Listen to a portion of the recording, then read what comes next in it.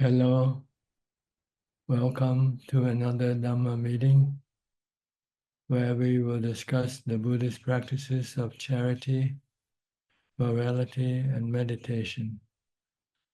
Everyone is welcome to join, and we are waiting for our participant, which happened to be Claudia, our first participant. Hi, Claudia.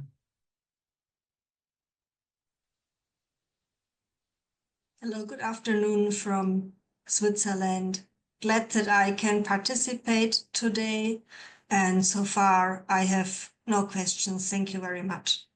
How are you doing? Mixed emotions. So after my mother died, where I was asking Tanachan for advice, two very good friends of me also died, and about 4 or 5 days ago, I got the message that another of my closest friends is going to die. So I have to deal a lot with anatta and anicca and dukkha.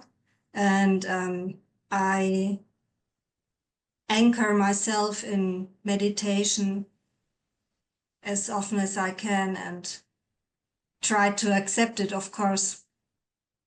You can see the Four Noble Truths in real time now, right? Yeah, absolutely. Not in Absolutely. theory anymore.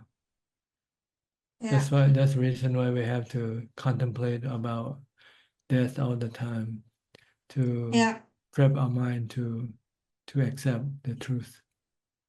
Yeah. The first noble truth, which is suffering, the truth of suffering. Birth, aging, sickness, and death. That is so true. And so of course, I feel sadness, but I think that my practice helps me to accept it. And I try to see what those friends gave to me. They had a very big meaning in my life. They supported me a lot because I came from a very dysfunctional family, and those friends helped me a lot to have self-confidence and to feel myself and the qualities I have. And so, of course, I'm very sad about all this. On the other hand, I think that nobody can take away what they gave me on support. And so I try to turn my grief and my sadness also into gratitude and into a Buddhist practice. Yes, by reflecting on their goodness, it can make you feel that they must go to a happy place due to the merit that they have done to other people like you. Yeah, they did a lot for me, yeah. Loving kindness, compassion, charity. These are the Dhamma that will propel the mind into a good state after death. Yeah, yeah. And this gives me also a lot of comfort. Mm-hmm. In fact, nobody dies. The body is just a robot that we use to do whatever we wanted to do. Yeah. We are the knowing element that doesn't die with the body. We just go on to the next life if we still have cravings for living. Yeah. But if we see that living is suffering, then maybe we want to stop our next life. We don't want to go and repeat the same mistake again. Yes, that's true. Yeah, that's true. Absolutely. So we have to meditate and develop wisdom to get rid of our cravings, our desire for sensual pleasures. Yeah. Yeah. And this is why I feel so blessed that Tanachan is my teacher and that I have access to the teaching of the Buddha, and I completely trust the teaching and the Buddha, of course. That's what you need, first of all, is your trust in the Buddha, Dhamma, and Sangha. Yeah. Once you have trust, then you can commit yourself to full practice. Yeah. Good. Yeah. Let Thank you this, so much for let this everything. be a lesson to teach you the Dhamma, the reality of the Four Noble Truths. Okay? Yes. All right. Thank you so much. Next, we'll go to Diana from Wales. Haven't seen you for a few weeks. Hello, Tanashan. Very happy to be here. It's all been a bit chaotic here, so I haven't really felt I've been doing very well, but I'm still trying. It's everywhere is chaotic. The world is chaotic. You have to withdraw inside yourself. Like going deep sea diving in the water, so you can get away from this chaotic world. Meditation is like that. Meditation is pull your mind away from the world. Yes, yes. Need to feel more peaceful. Yeah, you have to get out of the fire. Don't remain in the fire. Get out by meditating. When your mind become calm and peaceful, then you are away from the chaotic world. Thank you. Happy to be here. No question yet. Not really. I don't know. I have been contemplating on anger when people hurt us and we've got residual resentment. It's part of life in a way, and I know we should have equanimity. Yes. But is it wrong to feel it even if we don't take it out on people? It hurts yourself when you feel like this. So it's wrong in the sense that you're hurting yourself.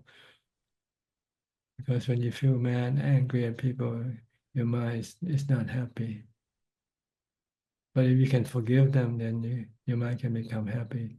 Yes. Forgive Yes. them. This is their karma. This is how they were made. They are apples or oranges. You cannot change them. Yes. They are made by hard. their karma. It's hard, as a woman. There's so many things you have to do. My father's 95, so I have to go and take care of him, and he's got a birthday coming up, so we have to celebrate. And those are good things too, but they're a lot of work too. Yeah, you should look at it as a practice of charity. Give other happiness. And it will make you feel happy by giving people happiness. You'll get the happiness in return. Yes. Yes. So still trying, Tanajan. Okay, just keep pushing yourself. Mindfulness is the key to your practice. Mindfulness and meditation. Whenever you feel restless or agitated, try to meditate. Calm your mind down. Okay. Good luck to you. Thank you. Next, Anura from New Zealand. Where's Ramya today? Good evening, Ajahn. How are you? Good. Thank you. Yeah, I think Ramya may not join because she has been attending the online retreat with Ajahn Anand. So since they have an online retreat, so she's been attending the whole day until late. Yeah. Good. I think last Sunday we had a very interesting day at Thai temple. So there are about 80 or 90 Thai Sangha in Christchurch. So they had the Union of Thai Sangha in Oceania. So you mean Thai peoples or lay people? I don't know Thai or Sangha, or the Bhikkhus. Bhikkhus, yeah. So we went there and then a lot of chanting, and it's a very good event, and we met Ajahn Kalyano briefly, and we spent time with Ajahn Kusalachitto, Vimutti Monastery, abbot of the Vimutti Monastery in Auckland. A lot of Dhamma discussion. It was a wholesome day for us. Yeah, so away from normal activities. It's hard to find such an event in Christchurch. Yeah, that's good. Yeah. Okay. You have any question? My practice is okay. Busy with work. I have a question, Tangana, but I don't know how to phrase it. So, our suffering is because of our attachment to the body. So, if someone is Sotapanna, so that means he won't have the self-view. So that means he will have less suffering, or He has no attachment because he cannot control the body completely. When the body wants to get old, get sick, or die, he couldn't stop the body from doing that. So he accepts this and prepares his mind to let it happen. So when he let it happen, then his dukkha doesn't appear, because his dukkha appear only because he doesn't want the body to get old, get sick, or die. But once he accepts this, then there's no craving for this body. So he has no dukkha. He sees the body as being impermanent, and also being a natural process. Like nobody can control this body. No self in the body. So it's futile trying to control or stop your body from getting old, getting sick, or die. It will only cause your mind to become stressful.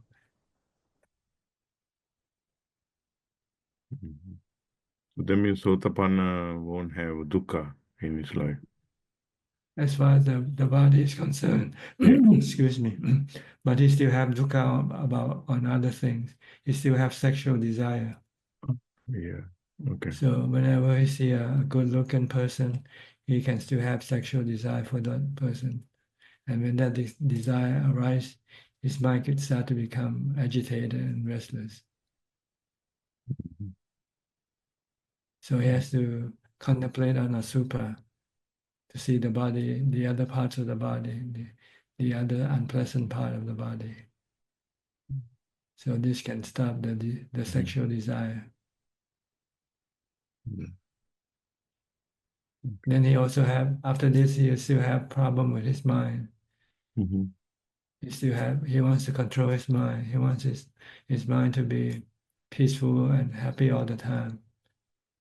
But after investigating, he'll find that the mind is still not stable. The mind still keep changing. It's also under the three characteristics of existence. So he learned to accept the changing nature of the mind also. Then after that, he had no more dukkha. The three objects that he has to deal with to get rid of his dukkha is first the body, then the feeling, then the mental states. Once he understood all these three objects, he gave up his attachment or his effort to try to control them. He let them be. Let the body get old, get sick, and die. Let the feeling changes from good to bad to neutral. Same way with the mind. Then he would then have no suffering with anything, with anybody, or with himself, with his own emotion, or his feeling, or his body. So that means Sotapanna can still be angry. He can become angry. Yes. Yeah. The only person who won't get angry is the Arahant. Yeah. The other three still can become angry because he still have some attachment or craving for something. Yeah.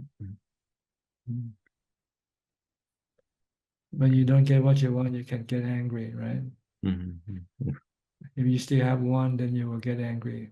But if you no longer have any want, then you won't get angry. So stop your desire, your wanting. Develop equanimity through meditation. Then you have contentment. Once you have contentment, then you can stop all your cravings and desire.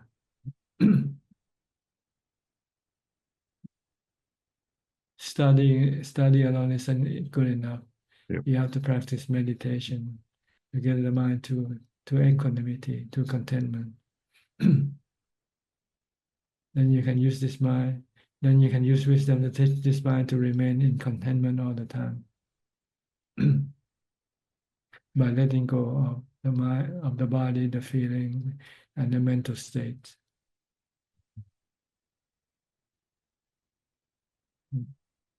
Right now you cannot let go, right? You still want to control your body, your feeling, your mental state. When you could not control them, then you start to have dukkha.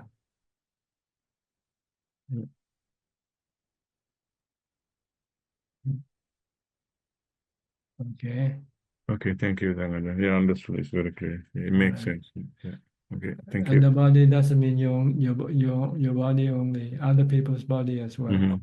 Yeah. If other people should die, like Claudia's friend, you have to sit, you have to accept it. So be it. You couldn't stop them from dying. Okay, good. Okay, thank you, Ajahn. Thank you. Next, Professor Ken from Switzerland. Good afternoon, Ajahn. Just How are listening you? at the moment. I'm Nothing. fine, thank you. You're not No working questions at now. Are you still working or still all. teaching? Still teaching, yeah. No teaching on a Tuesday. I managed to keep this time free Yeah. for your teaching. Be a student for once, for a change. Indeed, indeed. It's much better. Okay. Thank you, Ajahn. All right. Next, Ubeka. Hi, Alfredo. Are you a teacher? Are you a teacher or are you a student? Oh, Sati Sampajana. Sati Sampajana. Okay. For Sampajanas. Always mindful all the time. Yes.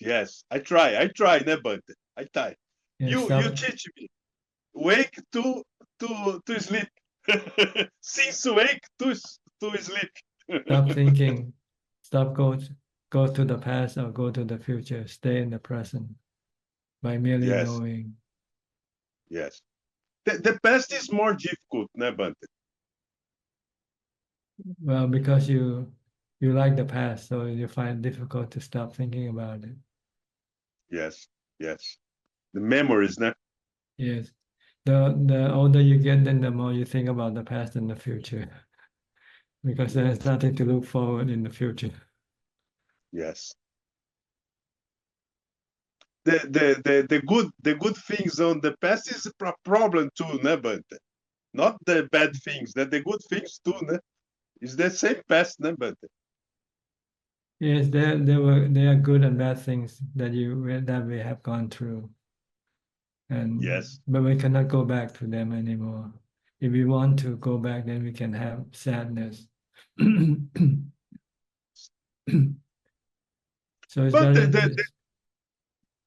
better not to think about the past and the future and just stay in the present and look after the present, deal with the present with mindfulness and wisdom. Yes.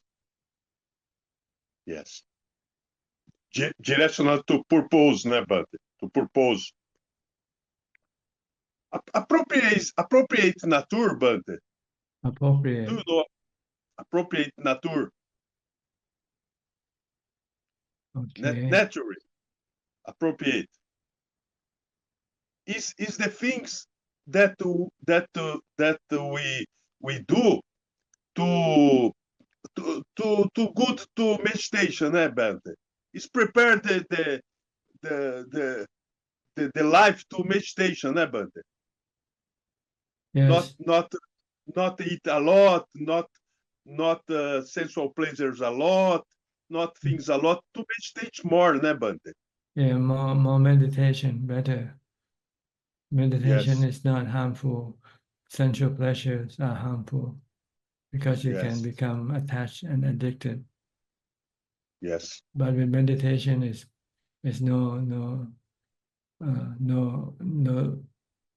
bad thing that come from meditation. You only get good things from meditation. No addiction, no dukkha. Yes. Okay. Okay, Bante. Stay I'm training. sati sampashana and jhana. Okay. Yes. Okay. Good. Nibbida is very good, Bante. Nibbida is very good. Yeah. Dispassion. Okay. Udacha, Bante. You have to, Udacha. in order to get dispassion, you have to see anicca, dukkha, anatta. Yes. Okay, Anicca, good. anicca. Everything is anicca. Everything is gone. Come and go. Nothing lasts forever.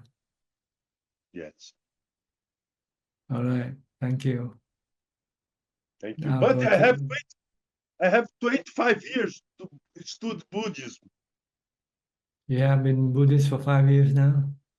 25 years. 25 years. Yes. Good.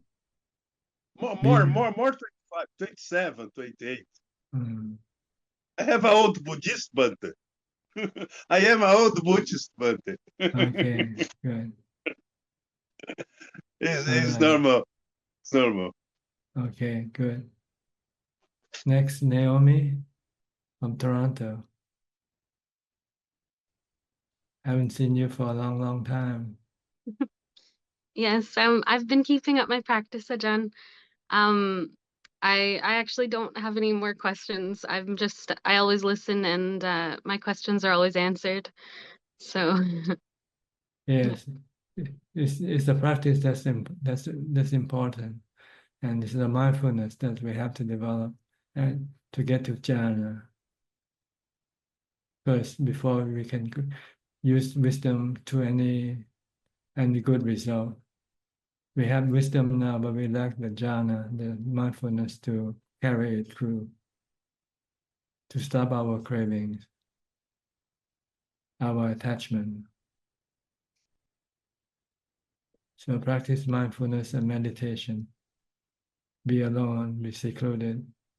Don't mingle, don't socialize. Cut off all the sensual pleasures, activity, if you can, and concentrate on meditation activity instead. How's your sis? Okay, she okay? yep, she's good. She's continuing her practice a lot too. She's doing a lot of retreats and things. Okay. Is she living in Toronto also? Yeah. Okay, good. No question. No questions yet. Okay, Thank just to you. come in and say hello. Yeah, just to pay my Okay. respect. Good to see Thank you. you. Thank you. Yeah, good to see you. Thank you. Next, Kok Seng from Singapore. Yeah. Good evening, Prajan.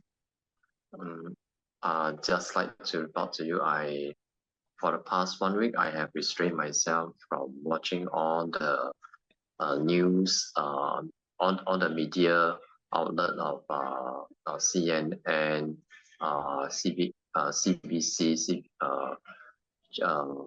Fox News, and so on. So I have restrained myself from chasing all these news. Just Prajan, just want to pardon me for my ignorance. Chasing all these news is actually a kind of sensual desires. Can Prajan just make it clear to me why is it sensual desires? Well, you're dealing with the sensual objects like images, sound, and things. You know. So they are sensual objects. when you listen to news, you listen to news about people, about places and things, about happening. This is our sensual, can be considered to be sensual. And when I chase them, chase all these news, is becomes a craving by itself. And your reaction to them also, okay, from your own craving. Sometimes you approve from what you hear, sometimes you don't approve of what you hear. So you get happy or sad from what you follow. Okay. Yeah. Yeah, Prajan, can I just clarify earlier what you mentioned about when we contemplate on the body, feelings, and states of mind? So body, my understanding is that we contemplate the body will get old, get sick, and eventually die.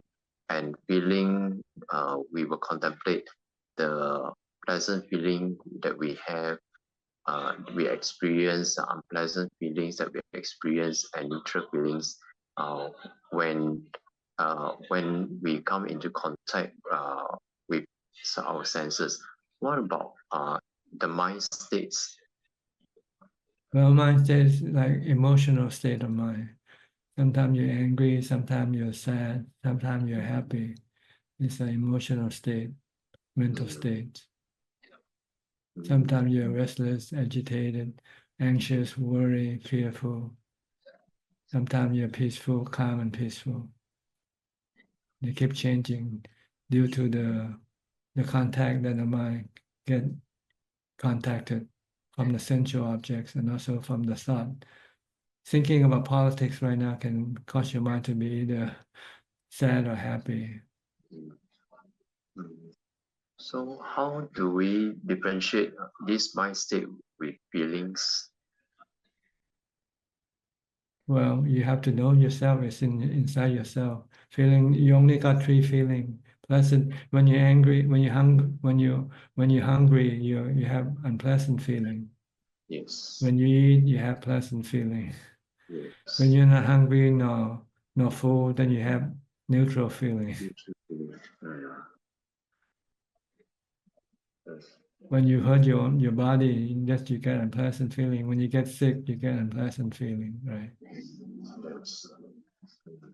When you're hot, you get unpleasant feeling. So this feeling is different from the mental state. Mental state is more emotional. You can have pleasant feeling, but you can have emotional. Your body, you might experience pleasant feeling, but at the same time, your mind might be upset with something else. So they're different.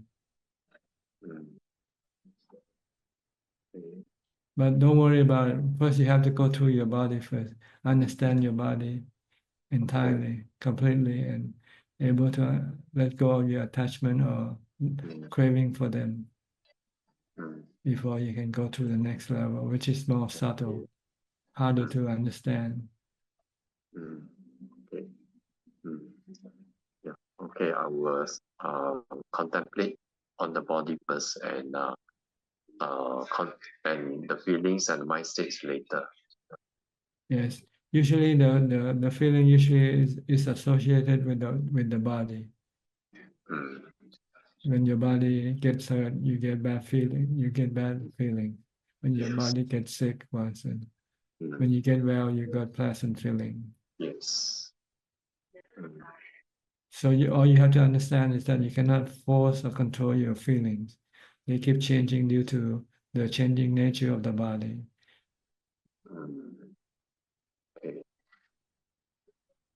Okay. Anatta. That when you get fever, you cannot just let the fever disappear right away, right? Yes. You just have to let it go through the process before. Yes. If you wanted to get rid of it right away, you can get dukkha because you won't be able to do it. Correct. But if you just stay calm, take your medicines and wait, and Eventually it will go away. It will disappear. Mm, Then you won't have any dukkha from, mm. from wanting for the bad feeling to disappear. Yeah, because I understand that this thing is anatta, is beyond my control. I have That's to let right. this thing go through the process. That's right. Okay. Yeah, okay. Thank you, Praja. Next, Marina. Marina from Spain, right? Respects, Venerable.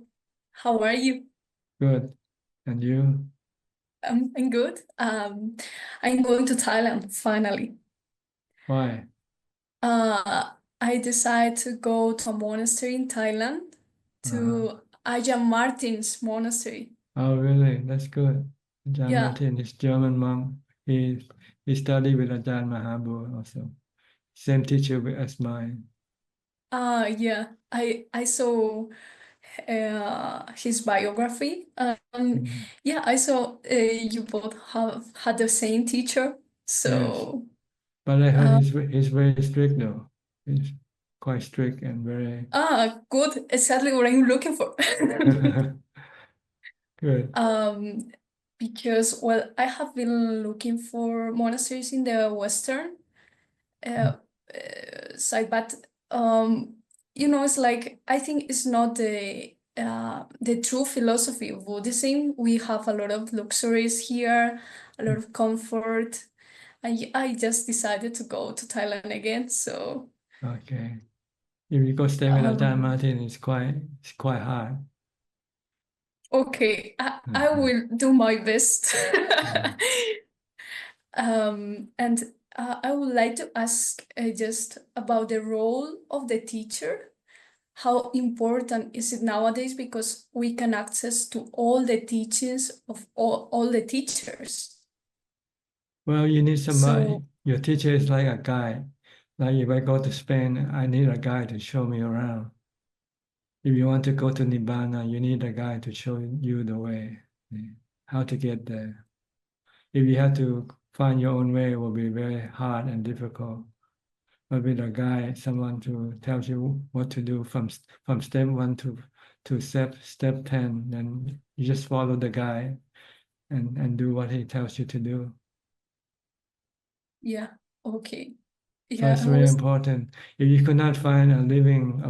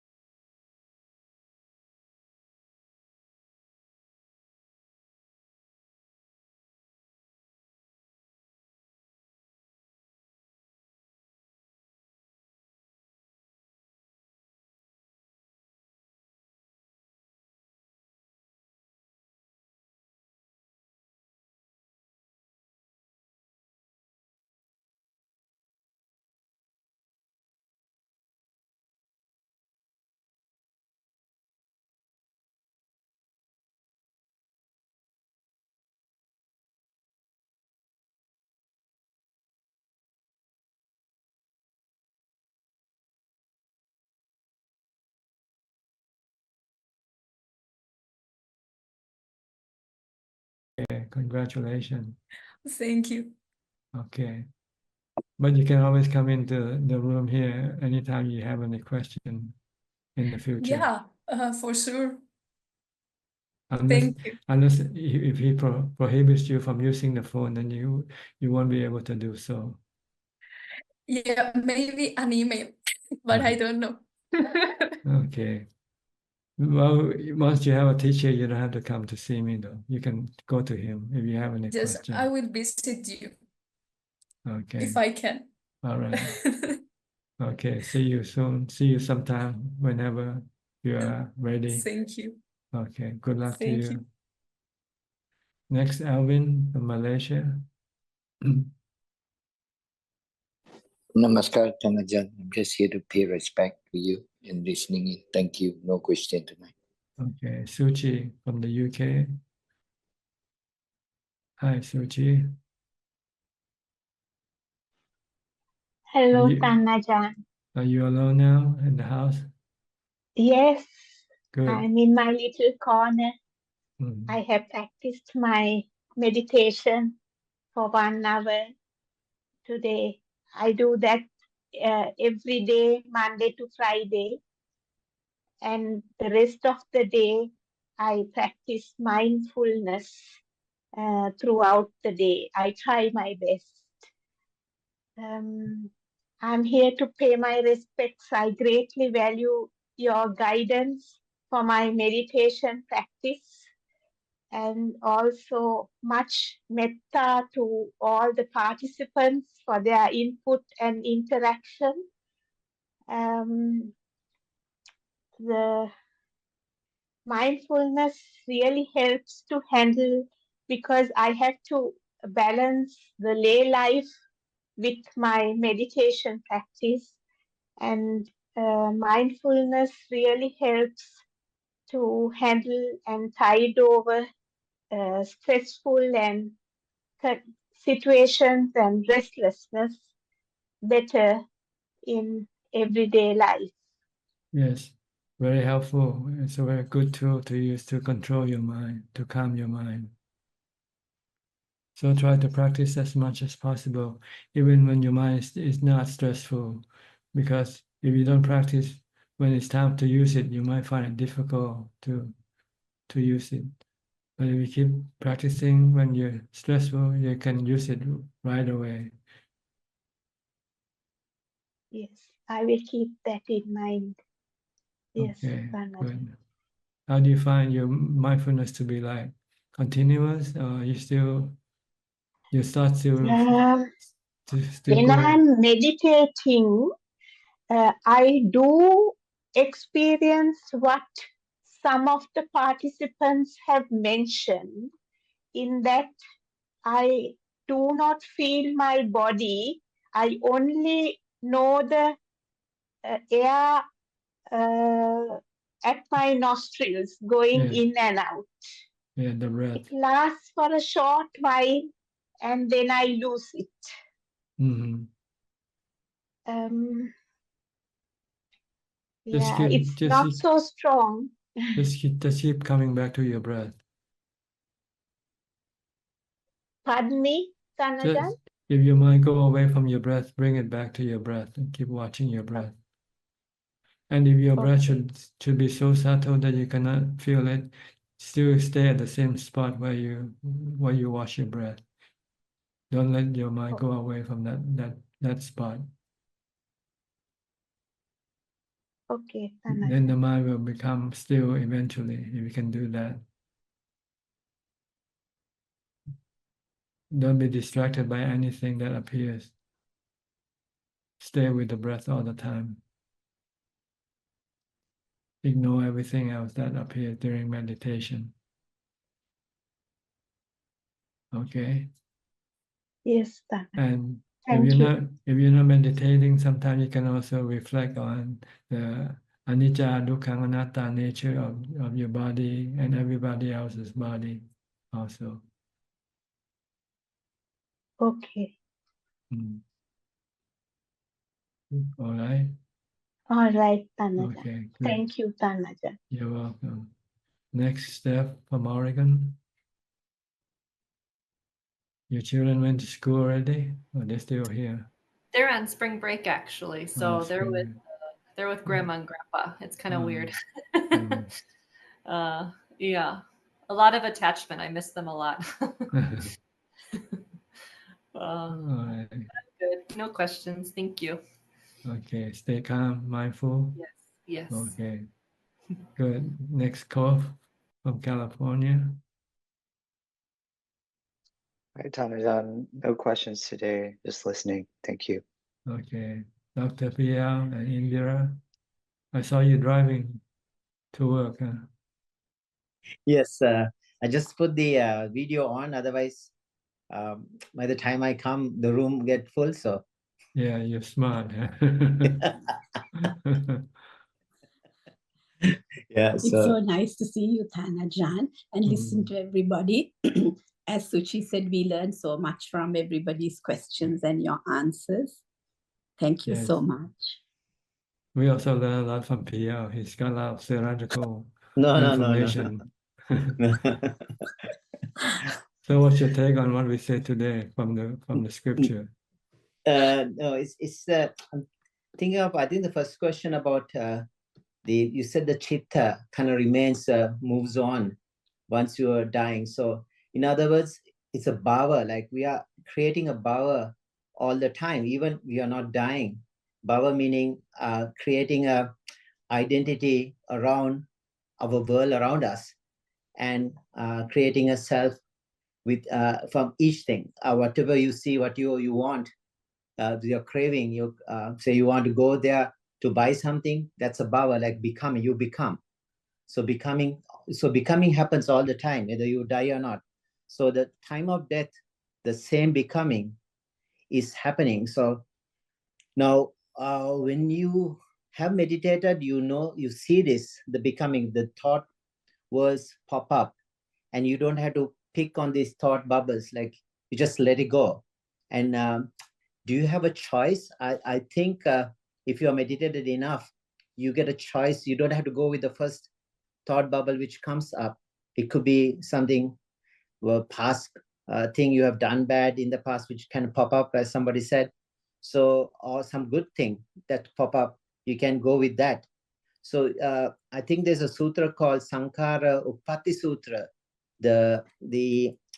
To confirm this, it is something like, it's a translation is rebirth by choice, but not everyone. People who have developed saddha, the faith, sila, the morality, sutta, the Dhamma knowledge or understanding of Dhamma, tyaga, the generosity, and panya, the wisdom. People who have developed these 5 things called seka, the training powers, have the ability to choose at the time of death where you want to be born, because you can see these thought bubbles appearing. You don't have to go with the first, because you have a bit of time to work with. But if you don't know, you just go with whatever that comes in your way. Yeah. Like all the noble disciples, they can stop the mind from going to the undesirable realm of existence, the apaya. Close to do. So do you have the time, that time frame in the mind? Because brain doesn't die right away. Brain's still active. The body dies, the senses are gone. The brain survives for a bit of time. The mind's still active. No, it's not the brain that the mind watches. It's the breath. Once the body stops breathing, I think then the connection will be disconnected. Because once the body stops functioning, then the mind cannot use the body to access the essential objects anymore. So the mind so the mind activity still remains for a bit of time. And the mind always remain active. Yeah. It's the body that stops functioning. See? Yeah. So you can make a clear choice at that point, Ajahn? If you are as a doctor, when does the body stop functioning? When you stop breathing, right? No, actually, the brain. I think the last things to die is the brain. Like I think few hours it can survive and it dies at the end. So the without the breathing. Without but the activity, the EEG is still there. So the activity of the mind, so mind has, the mind uses the brain as a receiver, like, so it's just like the signal, like the Wi-Fi, but this is a computer. It's just the hardware only, the brain, but it also goes, like its oxygen supply cuts off, eventually it kind of dies. But the Wi-Fi signal still somehow have to stream of consciousness. In other words, have to latch on to something to survive Nama Rupa. So they can survive alone without the Rupa, the Nama. As far as the Buddha was concerned, he said, when you stop breathing, you die. Okay. When you breathe in and you don't breathe out, you die. Okay. Yeah, sensors are cut off. So one by one, all the but maybe because during the Buddha's time, there's no equipment like we have today. Yes, true. And also, Athanajan Buddha is right, correct? Because to make a clear decision, the oxygenation to the brain, everything wears off little by little. So anyways, at some point you had to make that choice. Yeah. Yeah, because nowadays you can resuscitate also, right? Exactly. Yeah, and they can come back and tell you near-death experience what happened. Yeah. There's this doctor, cardiologist, Pin van Momal. Yeah, he's a Dutch cardiologist, Pin van Momal. He did a book, he wrote a book, he did people with near-death experience who died from cardiac arrest. And he published in a famous journal called Lancet long ago. And he told consciousness, in basically saying consciousness survives death, which Buddha already said 2,500 years ago. Actually, it just means that you didn't die yet. You just went to sleep. You just went to sleep. And what you experience is dreams. You're just experiencing dreams. But Athanajan, it's so interesting. Some patients, they came back and said he lost his pen while doing that and he had put it in a drawer. The patient came and said, because he was like in a dreamy state, but he said, your pen is in the second drawer. So the mind can still see, can perceive without the eyes being like closed, right? Like when you go to sleep, the mind still functions. And it uses memory to create dreams for it to experience. That's true. That's true. Good memory or bad memory. Good memory was produced by good karma, and bad memories was produced by bad karma. Yes. So whichever one is stronger. If your bad karma is stronger, then you produce bad memory, bad dreams will come up.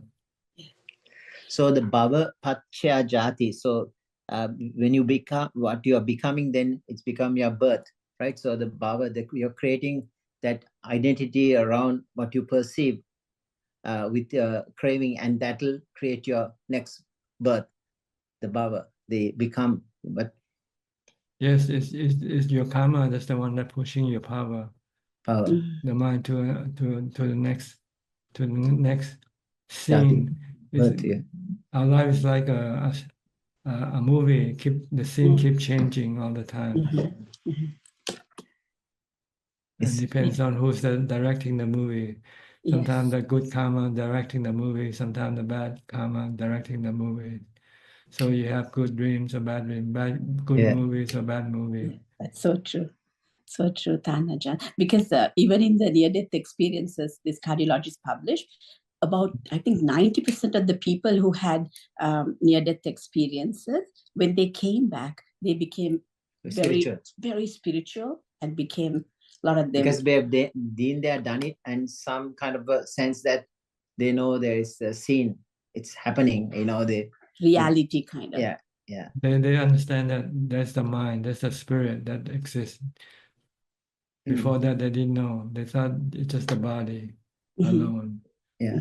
They only talk about the very pleasant experience, meeting relatives, this and that, going through a tunnel and beautiful blissful, but very few people describe the negative experiences, the heat, and some people do experience heat and like a fire and like a, but they don't want to talk about it because it's unpleasant.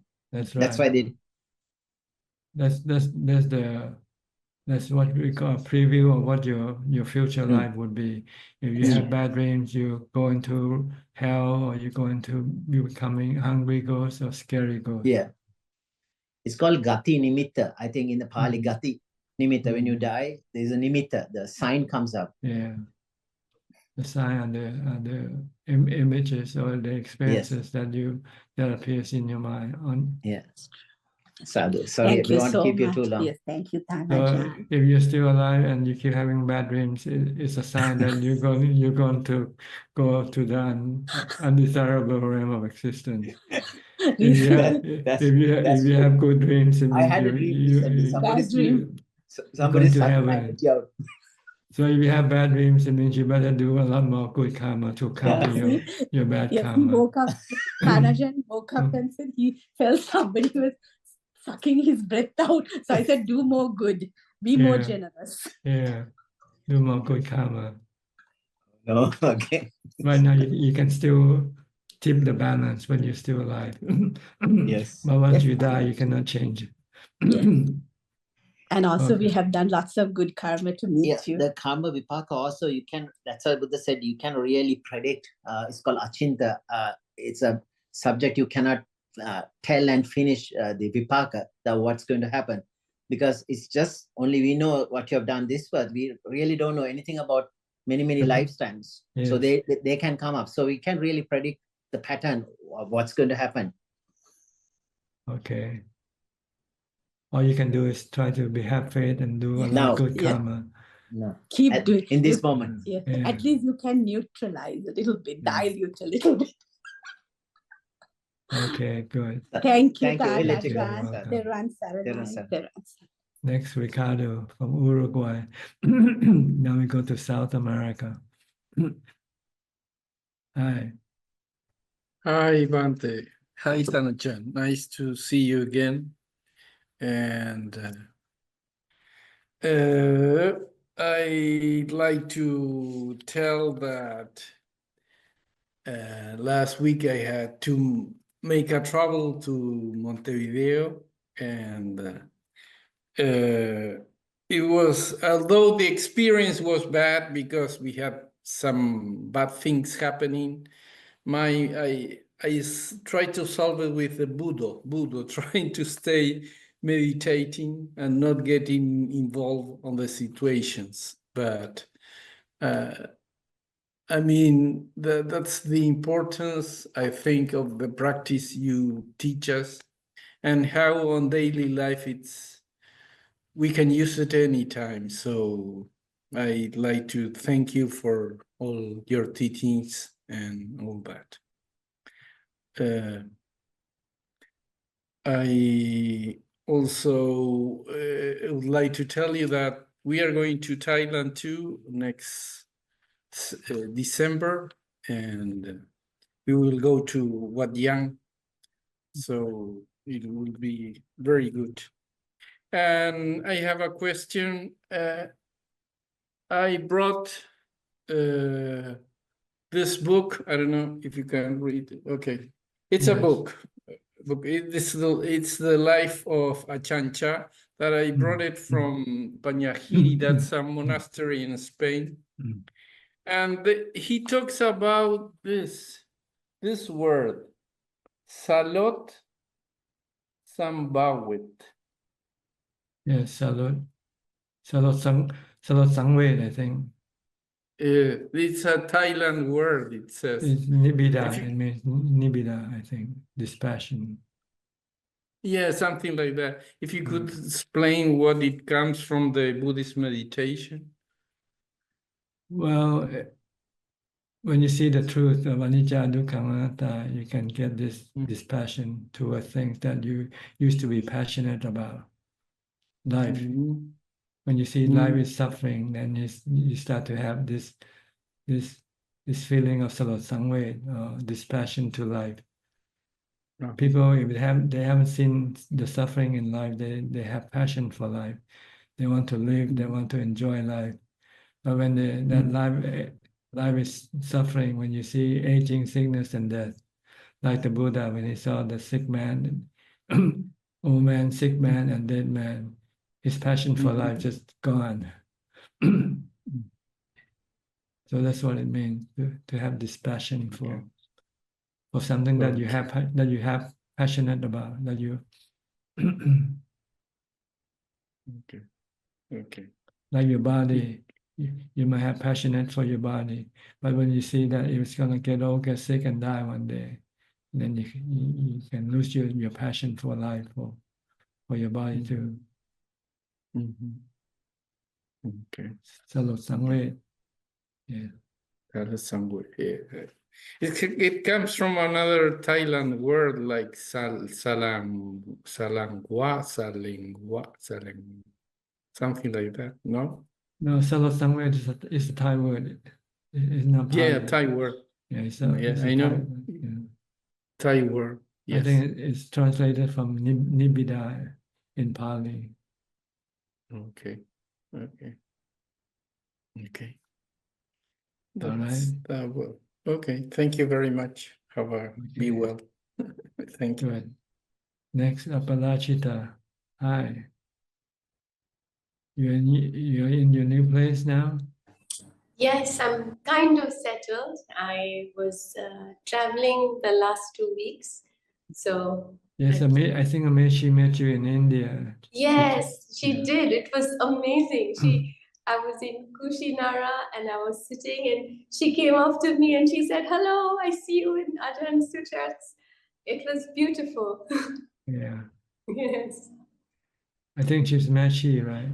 She's Mechi, Yeah, yes. Mechi, yeah. She's Mechi. She's here now at Wat Yan. Ah, she's there. And she showed me the photograph that she took with you. Exactly, exactly.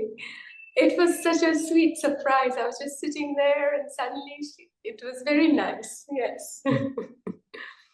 So, yes, I had the good fortune of going to Kushinara and then to Lumbini, also Jetavana, and so many sites. And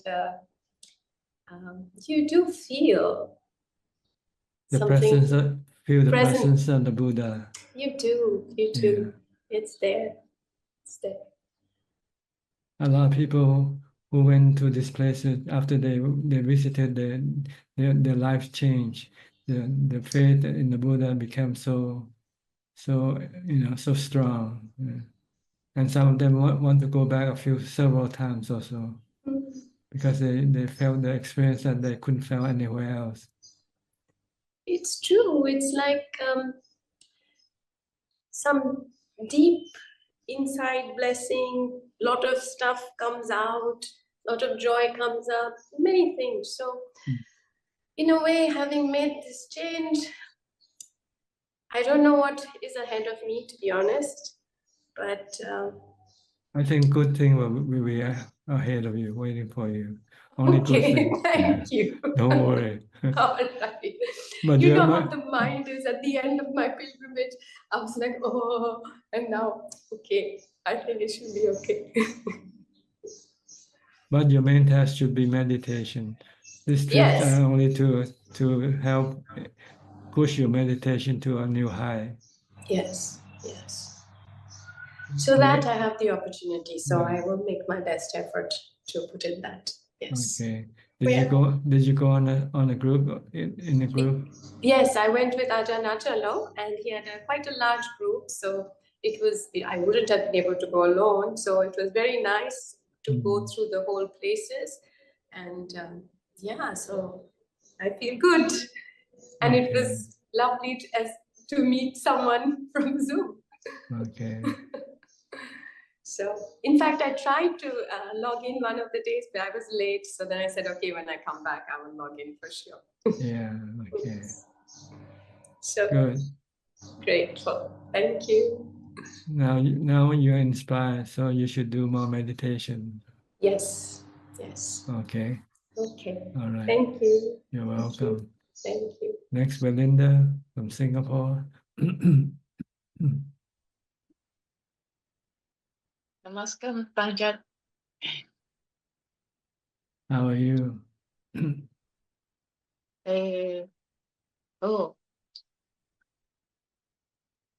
I visited, I attended Mampo's funeral, and then I felt his presence still, despite that his body wasn't no longer at the temple, but his body was still there. And he's been his body is actually in Hat Yai. So Ajahn King and all the rest of the Sangha sent him the last, pay the last respect to him at Hat Yai. That's what I saw on Facebook. Whereas I just go to the temple that I met in. Yeah, I felt his presence. So then I felt happy. When there were no sad, no cry. So like Ajahn explained earlier, in fact, 2 hours before his passing, I received news that he was in critical stage. And I just sort of telepathically sent a message. I say, because this is 95 already, it's a very old body. So I told him that he can go and it's okay, his Sangha will be okay. He'll be okay, he can come back. So when I was at the temple, I felt his presence and I saw his photo and I just felt his presence still around. I wanted to ask you, like, is it just my 5 aggregates that I imagine things? But then from Ajahn explanation that it's actually our body will leave, our consciousness still remains. No, it's our imagination really, but it's good imagination, so it's okay.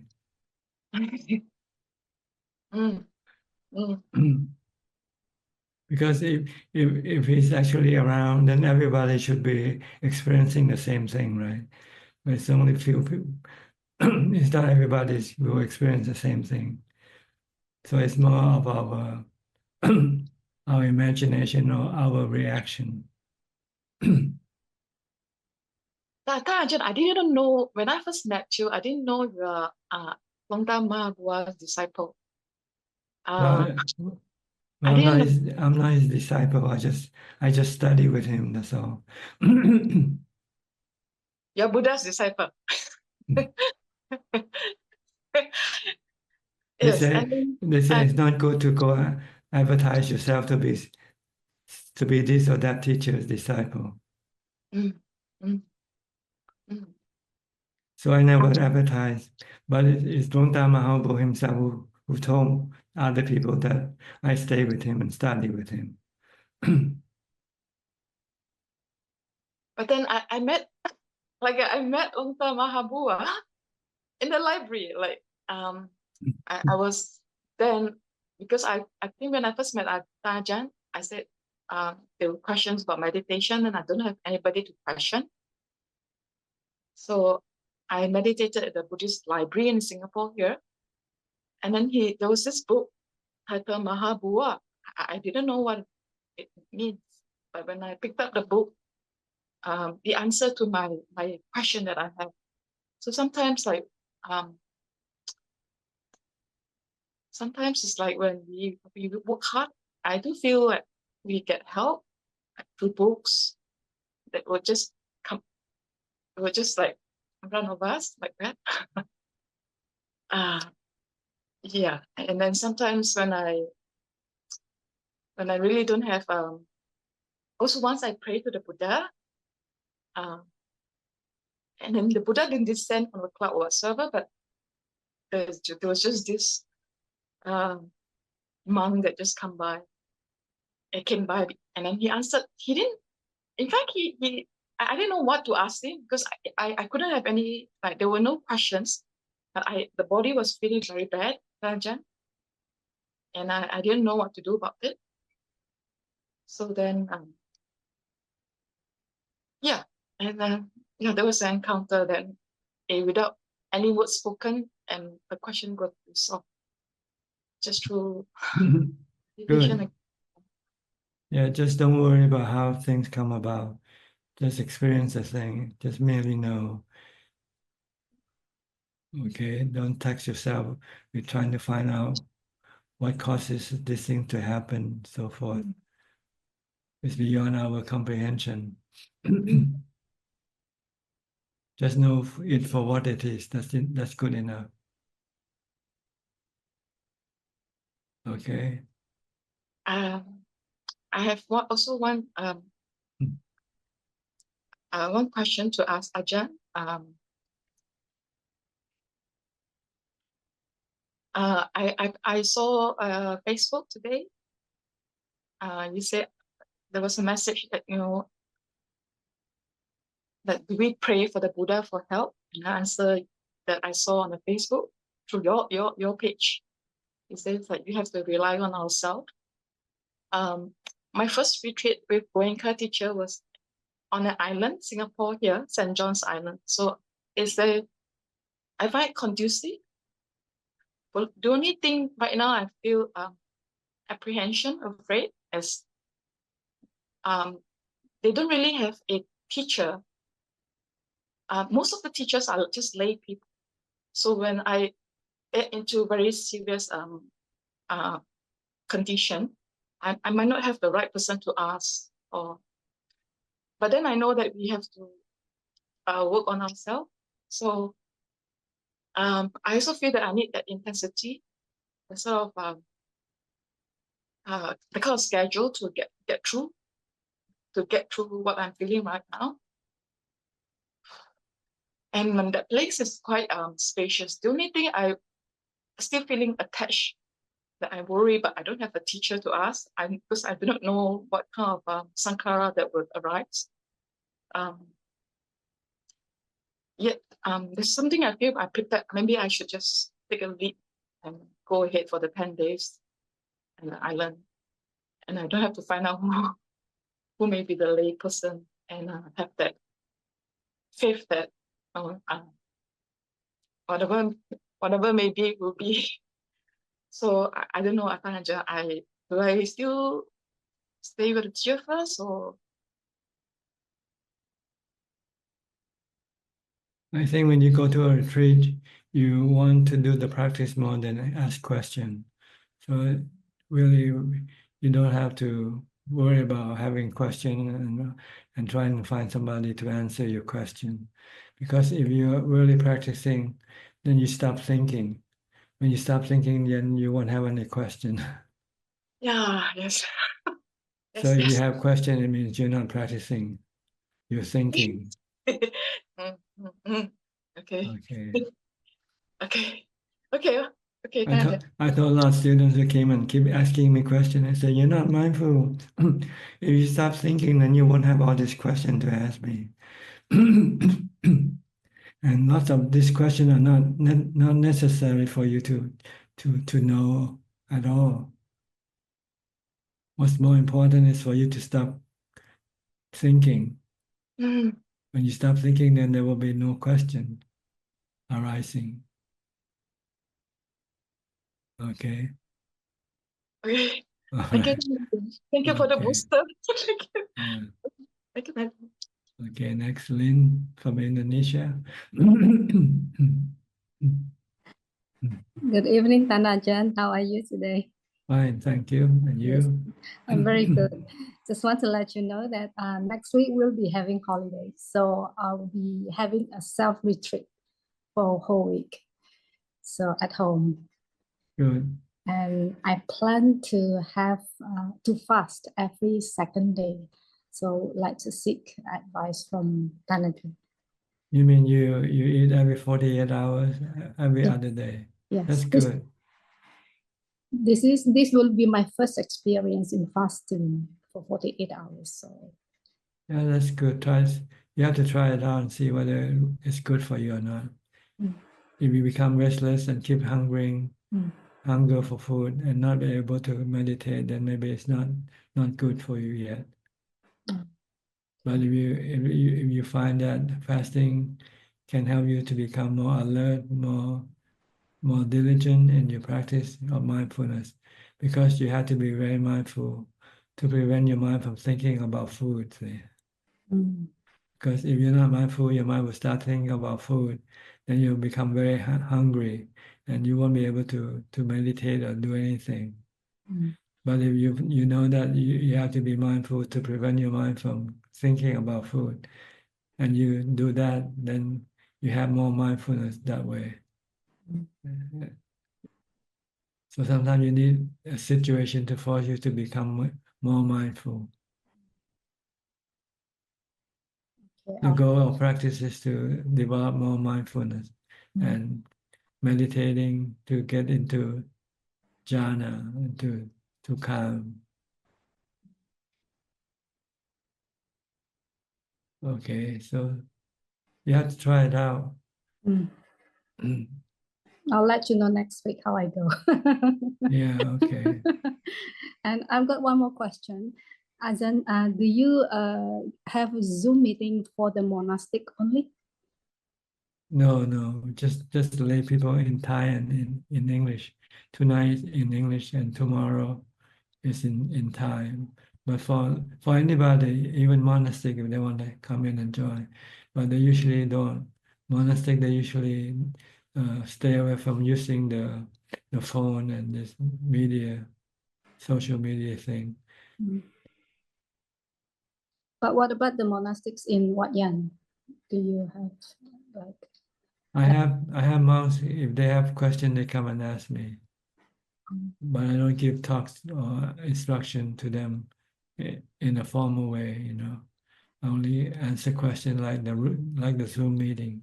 If anybody wants to ask me a question, they can come in the Zoom meeting and ask me the question. And I only give Dhamma talk to lay people in the afternoon on the weekend at 2 p.m. And then all my talks are usually printed in book form and translated into English and some other languages. And some other monastic, if they want to learn from my teaching, they learn from my books. They're very helpful though. Yeah. Yeah. I learn a lot from them, from you actually.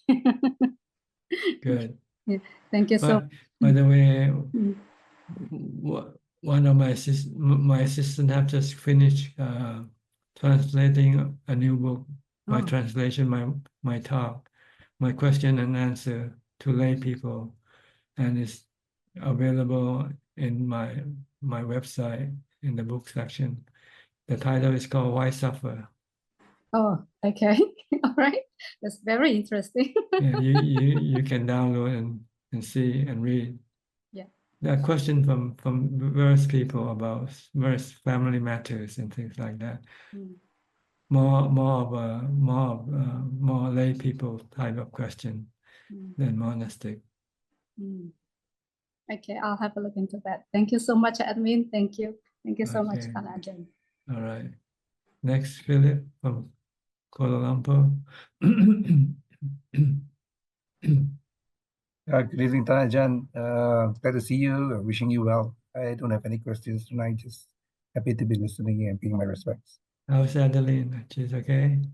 She's okay. I mean, she tried getting into Facebook earlier, but there was like kind of a very bad delay. I'm not too sure why. I'm not too sure whether you fixed it. Yeah. Okay. Yeah. But she's okay. She's okay. She's probably sitting in the other room with the children listening. Okay, good. Next, we in Czech from Vancouver. Greetings, Tan Ajahn. Greetings, Ajahn. Ajahn, I read a little bit of the new book. Well, it's actually not a real new book. It's a translation of your old book. Yeah. In the Thai version, it's called Mirror of the Heart, something. The Mirror of the Heart. Yes. Oh, why is that? Well, a mirror is like when if you don't have a mirror, you cannot see your face, right? Oh. So the heart also that needs a mirror to understand itself. And the mirror is that the Dhamma teaching of the Buddha is called mirror. Dhamma teaching of the Buddha is called the mirror. It's a mirror that will show you what the heart looks like. Oh. So if we don't have the teaching of the Buddha, we will never understand the heart or the mind. Oh. So it's like when you don't have mirror, you won't be able to see your face. So you will know you won't know what your face looks like, right? So you need a mirror. So the Dhamma is the mirror for the mind or the heart. While the mirror is the mirror for the body. Mirror of the heart is actually Dhamma. Yeah. Dhamma teaching by the Buddha. Yeah, all the teaching we study about is all about the mind, about the heart and the mind, the knowing element, how it suffers and how we can get rid of this suffering from the mind. Oh, I see. Oh. Yeah, and then the English version is called Why Suffer. It's Why different. suffer? Yeah. Because they felt that maybe the mirror of the heart is too vague or something, and so they want Oh, yeah. to give a title more Yeah. more have Relate. more impact or something. That's true. When you Yeah. read Why Suffer, it might kind of induce interest in the reader. Say, why suffer? Yeah, it's very. I just read the beginning, but it's very very good. It's very relatable to lay people and to like it's very very good. Actually, yeah, I love it. I'm gonna try. I'm gonna read it. Okay. I just read the beginning, but I'm already really loving it because it's very relatable to myself, the lay people. Yeah. Yeah. Like Okay. it's like a manual for my everyday problems. Like if I have a problem, maybe I refer. It's like Yeah. a Not so much about meditation like what we do here in the Zoom room. Here we yeah. talk more about meditation, mindfulness, and wisdom. It's a daily life manual. Like if I have Yeah. a problem, maybe I refer to this one, and then Yeah. it helps. Yeah, my problem. It's very Okay. good. Thank you, Tanaja. No question? Yes, I do have a question, Dhananjan. How restlessness like in the mind arise? Like that's From like in a cravings, from your cravings. When you crave for something, your mind start to become agitated, restless. Because you want what you crave for. See, that's why people cannot become still because they keep on having craving all the time. You crave for this, then when you finish with this, you crave for something else. Craving just keep coming up like waves in the ocean. Keep coming, hitting at you at the shore.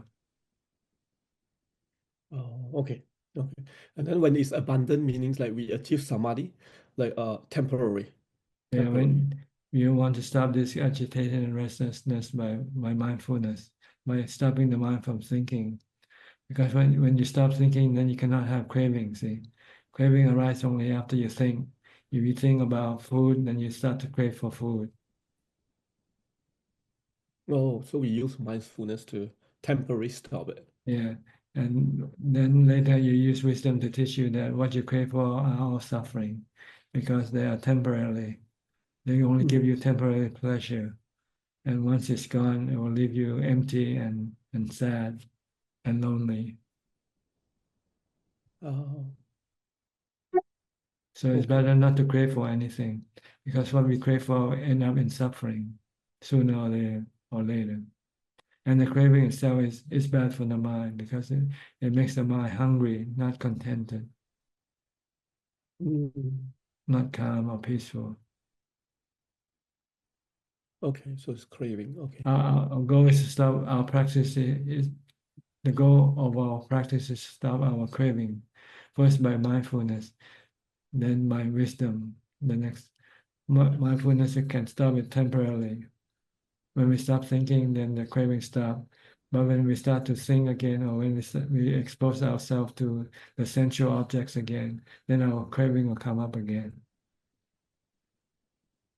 So we use mindfulness first to stop it because wisdom is difficult without mindfulness to support. So you first stop your craving by stop thinking. Then once you can stop thinking, then you can direct your thought to think in terms of anicca, dukkha, anatta. That everything you crave for is anicca, dukkha, anatta. Yes. Then when you know that you're going to end up in suffering, then you say, I better not crave for this thing, right? Yeah.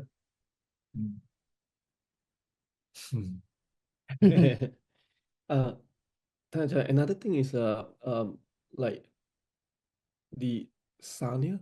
Buddha is saying like the origin of Sanya, like The origin of what? the Sanya, the Sanya, Sanya, yeah. memory. Yeah, memory, yeah. Like It's just a function in the mind. The mind has this ability to remember. But the ability to recall this might vary from people to people. Some have a very short sanya. They forget real quickly. Some people have longer memory, depending on mindfulness. The more mindfulness that you have, the longer you can reach back to your memory. The longer will be your memory. The Buddha can go back to his past life because of his strong mindfulness. oh, can all Arahant go back to their previous life? Not all. Some don't have that intense memory, that intense mindfulness. Oh, okay. So when we think about the origin, it's just like functions, like the 5 aggregates, right? The 4 aggregate is the function Of the mind, in the knowing element, and this knowing element has no beginning or no end. See? The Buddha tried to trace the beginning of life, of everything, and he couldn't go back to the beginning. No matter how many life he traces back to, there's still more life to trace back to. Oh, that's okay. Because due to the unborn and undying nature of the 5 elements, the 5 elements isn't born or created and doesn't die. It's just there all the time. It's the building blocks of everything, of life, of the universe, of the stars, the moon, and the planets, of people, human, are made from these 5 elements combined. Combine and then they dissolve and then they recombine again, like the body. Our body is a combination of the 4 elements, and the 5th element is the mind that connects to this body. Then one day the body will stop functioning. Then the 4 elements will then disperse, scattered from the body. The 5 elements, the mind also disconnect from the body and reconnect with a new body again. Just keep on doing this all the time until you can stop the mind from connecting to the body. But the body will still continue to form because there are other knowing element that still wants to connect to this new body, this body. It's only the knowing element of the Buddha and the Arahant that doesn't reconnect with a new body.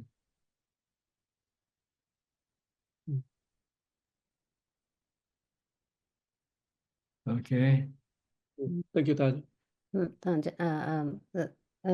Thank you to the people that translate the book, and this feel great. Yeah, they're the monks. They're the monks. Monks, okay. For the sangha that A few monks help translate and help check the translation. I just want to show my gratefulness for their effort. Okay. Yeah. You're welcome. Thank you. Next, Intan from Indonesia. Are you back in Indonesia now? Yes, Prajan. Good evening, Prajan. Prajan, today I give the food for my mother. I say this food from my teacher. Then my mother say, you get food from your teacher, so what do you bought for your teacher? Where your teachers live? So I'm happy when my mother still remember if we get something from people, we should to give it back. Yes, if you can, but if you cannot, that doesn't matter because the giver doesn't expect anything back from you. But it's good to show gratitude to somebody Mhm. who gave you something by saying Mhm. thank you. And if the giver needs something, then if you can help that giver, then you should help that giver later Mhm. on, but not right away. Not like if I give you something, then you give me something back right away. It doesn't mean that. Okay. Okay. Yes, understand, Prajan. It means for you to be grateful and be appreciate for their kindness, and that in the Mhm. future, should they need your help, then you should pay back. You should help them if you can, to show your Yes. gratitude. Like your mother, now she's Mhm. old, she needs your help. Yeah. Now you have to look after her Yes. in return for what she did for you when you were younger, when you were a Mhm. baby. She had to feed you, look after you, so you can grow up. Mhm. Now the thing reverses itself. Now she's getting old. She's like a baby now, and Mhm. you're like the mother. So now it's for your turn to look after her. Mhm. Yes, understand, Prajan. Okay. Mhm. Anything else? No. I just want to inform to Prajan. When I'm in Wat Yan, Prajan asked me that I get something when I for this retreat. So I want to update to Prajan. I think I get many progress. First about fear. When the first time I arrived at Wat Yan, and I know at there have many spiritual beings. At that time, my body until shake, but this time I can handle the fear. So when I'm in Khao Chi-on at night and the morning, I want to know that I still have fear or no. So I turn off all the light and I sitting meditation and walking meditation outside. So I know I passed the test. You don't have any fear. You're not afraid anymore. You're not afraid of the Yeah. darkness. Okay. Good. Yeah, yes. The second, I can handle my panic attack. One day at Khao Chi-on have many strong wind. So at that time I sitting meditation and one bee fly to my hand. I just like that and I hear the sound. So I see above, have a many bees at my above, but I still come and no react and continue my meditation. So Good. after yes, Yes. Prajan. Go ahead. After you. So after I finish, I just realized, I'm not panic. Usually if I see bee, I will panic and I will run. Well, it's good news then. It means you have more mindfulness now. You're able to control your mind reaction to things. Mm-hmm. Yes. So it's good practice to keep up with your mindfulness. Mm-hmm. Continue with your Yeah. mindfulness practice. Yeah. Thank you for Prajan teaching. Okay. Because if you don't continue, this thing might return afterwards. When your Mm-hmm. mindfulness become weakened, your panic can return, your fear can return also. Mm-hmm. Okay. Yeah. Good. Okay. Thank you, Prajan. Next time you should use the wisdom that your body is temporary. If anything's Mm-hmm. going to happen to your body, let it happen, because you cannot control your body. It's anatta. Try to use wisdom when you face this dangerous situation. Mm-hmm. Because once you can use wisdom, then you will have no fear permanently. You will have no panic permanently. Mm. But with mindfulness, you can might have panic if Mm-hmm. your mindfulness is not strong. you can still have panic or fear. Okay. Okay, understand, Ajahn. Understand using wisdom. Look at your body, sanicca, dukkha, anatta, Yes. and let it be. Let it die. If something's gonna hurt it, let it be. If you cannot avoid or escape, then just you have to accept it. Okay. Yes. Okay. Understand, Ajahn. Thank you, Ajahn. You're welcome. Next, Marco from Holland. Keep you waiting for a bit longer now. An hour and a half. Okay. We How are take you? turn getting into the front queue. Yeah, it's fine. It's actually it's good because what I try to do is I try to pay attention to my breath constantly, and I'm realizing that I'm getting better at it and actually liking it. So I think it's actually a good practice. Okay, you have anything to report or any question? In all fairness, I'm here just to pay my respect and just say thank you. I think my questions are getting less. I think I'm starting to understand better what my practice should be about and thinking less. I do have to admit that there were some times that I was asking the Buddha before I was falling asleep if I was priest, could see some of my previous lives just out of curiosity. What was said earlier about the dreams being maybe some previews about future lives. I really hope that's not the case because I've been dreaming a lot about work. I actually want to get rid of this. So I hope that that's not a preview for my next life. Other than that, I think my meditation is going well. My walking meditation is going well. I feel more calmness, and I'm really starting to see the three characteristics in most of the things that are happening.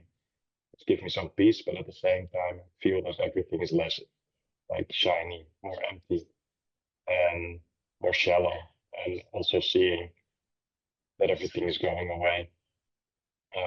It's spring now. You see that the behavior of people is different as well.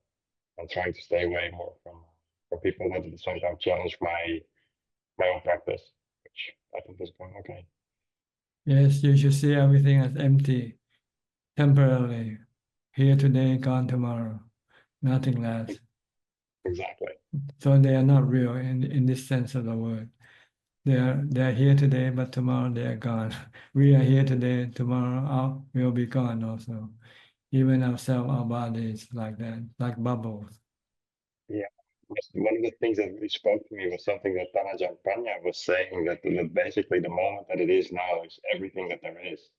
And then everything else is gone. So you fabricate everything that it is as it is. And it's not going to stay, it's changing constantly. And seeing that makes you, it can do two things. One, it's either you accept it and let go and actually feel peaceful, or you worry about literally everything that happens. And I think that's what I understand now for the middle way. It's like, no, it's this moment and the rest doesn't really matter. So just be mindful. And the mindfulness is getting stronger because of that. If you cannot accept it, it means you don't have much mindfulness. So you have to develop more mindfulness. Yeah. Okay. No. Anything else? No, thank you. Okay. See you next time. See you next week. Thank you. Okay. Next, Mahesh.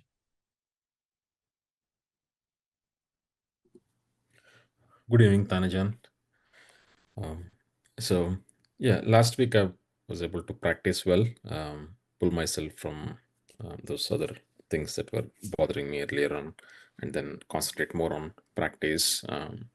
Was mostly like reading Dhamma books in my free time, and also doing sitting and walking meditation. And this next week, starting tomorrow, for 15 days, I'm going on a retreat. And so and then I'll come back after that. So for the retreat, I'm sure there'll be some free time where I won't be able to like do more of sitting meditation because I've been doing for so long sitting and walking meditation. So what do you recommend during that time when I'm not able to do the sitting meditation or walking meditations? Like mainly because going back to the breath sometimes might feel like tiring after doing so many times. So is it okay to sit and just be aware of sounds, sounds and body sensations and all of those, or do you recommend anything else? You can read Dhamma books or listening to Dhamma talks. This is on a retreat, so I won't have access to I anything. see. Yeah. So just use a mantra then. Don't let your mind drift with things. Try to hold on, keep it still. Continue with your mindfulness practice. You can practice mindfulness in every posture all the time, not just sitting or walking. You can be mindful with your body, watch every movement of your body. Okay. Okay. And if I want to just sit and meditate, but not use the breath, but just hear to sounds or like body sensations and all of those, is that, how do you compare that with just being mindful of, because I may be. I haven't tried this method before, so I cannot really give you the answer. To me, I doubt if they're useful. It's better to use mantra or your breath. Okay. Because the other thing, they might be changing and they might be, I don't know, it's just not, they're not stable, they're not reliable. Okay. Okay. I'll then try to use mantra instead. And the second question on, so all of the nature that we get in this life is based on the past karma, I believe. And so if I constantly go against my nature or defilements and then try to do the right thing, is it guaranteed to, no, not guaranteed, but like, yeah, is it very effective to burn away the past karma? Now, the past karma that you already committed will eventually take effect. But what you can change is your past habit. Your bad habits you can change from bad habit to good habit. By being lazy, you can change it to being diligent, for instance. Being angry you can change from being angry to become forgiving or kind. This you can change, but the consequence of your action, if you go in your past life, you stole a pig or something. In this lifetime, you might have to lose a pig if you should own a pig. Okay. This you cannot change. Or if you kill someone, maybe that someone will come in this lifetime and kill you. This you cannot stop. Even if you are an arahant, like the Buddha's noble disciple, I think the Venerable Mokkallana, I think he got killed because he had to pay for his past karma. Although he has psychic power and he could evade these consequences, but he say they will still keep coming after him until they took effect, took his life. So instead of using his psychic power to evade, he just let the consequence take effect. Okay. So the habits against laziness or anger and all, if I try to build them in this life, right? How easy or how difficult they are? Is it just like trying to force myself to go that route, and in a couple of, let's say, in a Well, you month need or so? mindfulness. You need mindfulness and wisdom. See, mindfulness. Every time you get angry, you can stop by mindfulness, and then you can teach your mind that anger is not good for you because it's like fire that is burning your heart, your mind. So once you see that anger is bad for you, then you can stop. And instead of using anger, you use forgiveness. You forgive people and you feel good. I have one last question. This is on taking care of parents, right? And when that I know it is recommended to take care of. It's important to take care of your parents, but sometimes I feel like with my mother, she can get into some issue with my wife, and it can become difficult if I have her here with me compared to my mother being in India and me visiting. So how do I? But still, I want to take care of my mother, and then but when I bring her here, she can have problems with my wife. So how do I deal in this with this kind of situation? Maybe she should just remain in India and you send her the money, in which she can then hire somebody to look after her for you instead, rather than creating problems, bringing your wife and your mother together. Okay. But then, how about like then I won't be able to look after her. So isn't that like? Well, at least you won't have any problem with your wife. You want her to Yeah. get into trouble with your wife or not? Sorry. Do Yeah, you yeah, want? yeah. They won't. Yeah. Yeah, I know. Yeah, that So could be you have to difficult if she. you have to then- prevent. And she's living in India now, and you're not looking after her right now. See? So if she needs help, you send her some money so she can hire Yeah. somebody to help her with it. Yeah, yeah. Financially, I'm taking care, but yeah. Okay. Yeah. Okay. Thank you. Okay. That's all I have. Yeah. Thank you. Where are you in California? Yeah, I'm in California. Yeah. Northern California, right? If I remember. Yeah. San Francisco area. San Francisco, Yeah. Bay Area. Yeah, Bay Area. Yeah. Okay, good.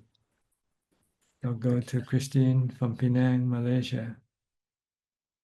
Oh, you look different. You change your hairstyle? I dye my hair. Oh, why? Your kilesa, your With defilement. money. Your defilement tells you to dye your hair.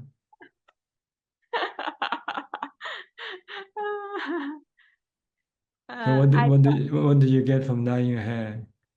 Waste money, waste effort, waste energy, build all the kilesa.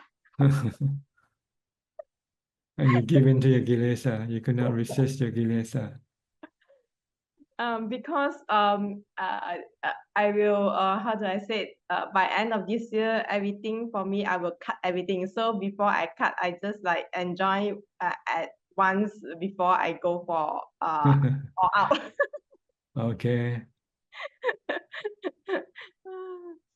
Tanajan, I'm happy to inform you that I have two good news. One is my husband is going for a short term of monkhood. Good. And yeah, and he under training because quite some time he never go back to temple due to the work is very busy. And these 3 days he went back for 3 days, and after that he will go to practice at June for 9 days short term period. I'm so glad.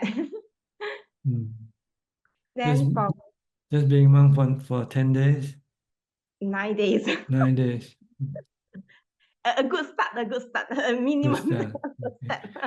What kind of monk? Mahayana monk or Theravada monk? No. Ajahn Taopen King will lead. Temporary ordination for lay people. Yes, Okay. Introduction courses. Okay. Learning how to wear the robe. How to be a monk. Yes. For 9 days.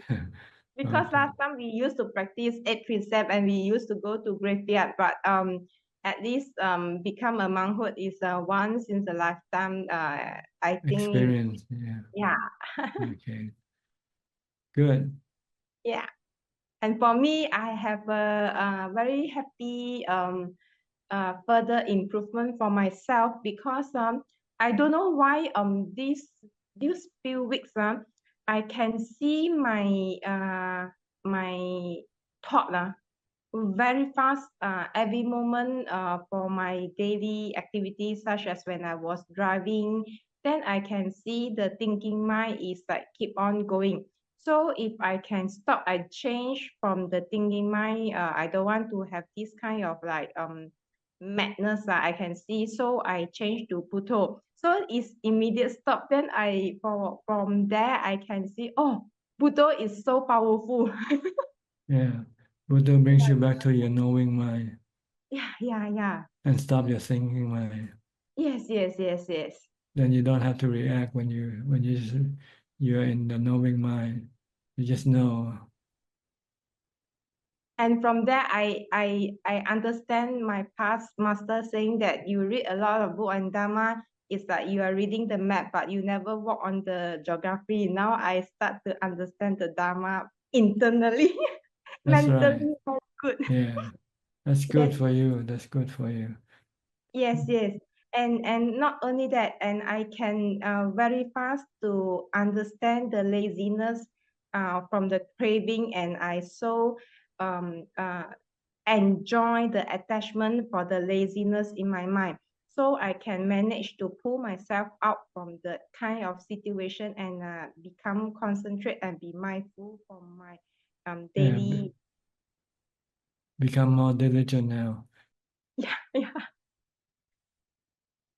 And it just come by itself. Maybe it's like kind of a long-term on and off practice over 30 years on and off. So it's like I feel like, oh, how come it's so awesome? It's like it come by itself, include the daily activities.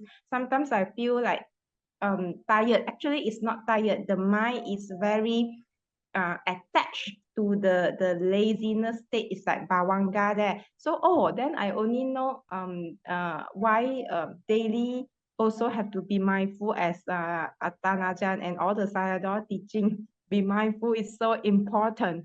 Yes. Mindfulness will wake up your diligence, make the mind become more diligent. So keep developing mindfulness all the time. Yes. And it's so important that I see the benefit. Then from there I see that is dukkha.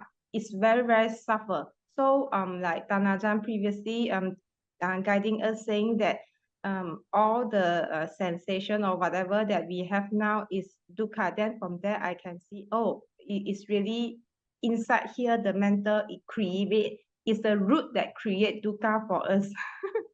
Good. Now all you have to do is stop all your cravings, like shaving your head, for instance. soon by end of this year or maybe next year.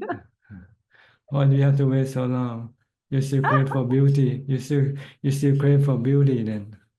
In fact, last time I was having very short hair, and because I used to stay in temple and I keep a precept, it's so easy for me to manage, and I no need to maintain it. That's what you should do when your husband become a monk. You should become a machi.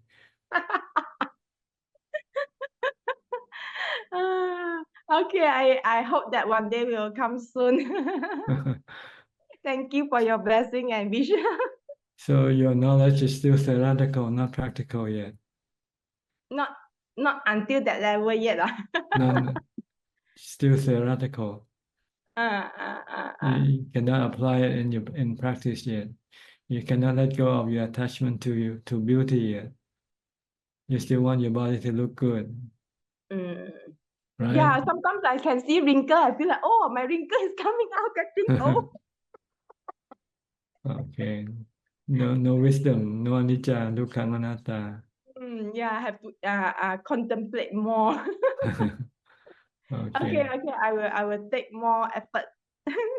Thank All you. right. You're Thank welcome. you. Okay. Next, Nining. Hi, Nining. How are you? Yeah, I'm fine, Ajahn. I have just back from India, Ajahn. Oh, you came back from India also? 14 days. 14 days. Where did you go? I go to Lumpini? Lumpini, I go to Bodh Gaya. Yes, Yeah. birthplace of the Buddha. All the four And then, places. yes, all the 4 holy places, and also to Ajanta Ellora caves. Ajanta. It's the Buddhist heritage. Yes. Very Yeah, beautiful it's very caves. beautiful. Yeah. Yeah. Good. And I forget the time difference between Thailand and India. So I try to enter the Zoom at 9:30 because Yeah. India is 1 hour. 1 1 hour hour 30 and a half. minutes. Yeah, behind. Ahead, not behind. Before Yeah. Thailand. Actually, this is my second trip to India, and this trip already issued in June 2024. So it's long ago, and I spend more time in this visit at about 3 hours in Kusinara, in Bodh Gaya. So I do chanting and also meditation in the holy place. How did you find your visit? Inspiring? It's very inspiring, but this time I don't cry. You don't cry. The first time in 2014, I cry so hard in Kusinara. I cry so hard because I remember the story when the Buddha is going to be cremation. Yes. And then the fire cannot turn off on, waiting for Mahakasapa. Yes. Because I remember the friendship between Mahakasapa and the Buddha. So I'm so sad and I cry a lot in Kusinara. And your mindfulness is not strong. It was not strong enough then. Yeah, 2014, and now I don't cry. I don't cry. I'm happy, and also I have the chance to pay back when I was in Kusinara 2014. Someone who worked in Kusinara.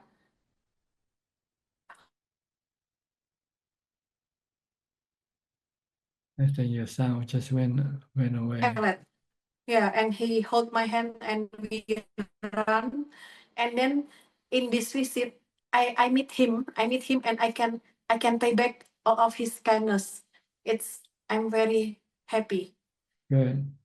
And then actually my question has been already answered by Ajahn to Intan, because I'm thinking how to pay back my friend kindness.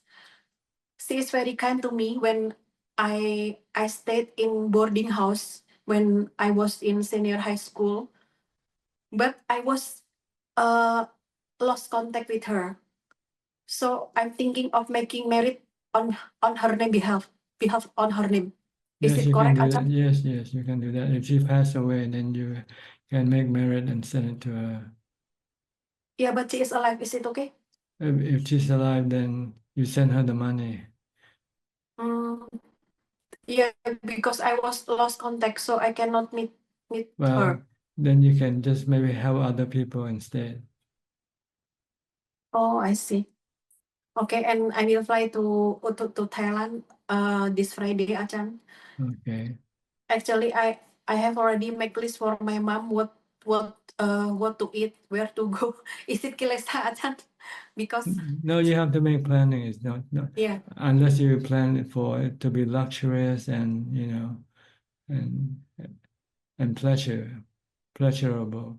You plan for necessity. You have to have a place to sleep.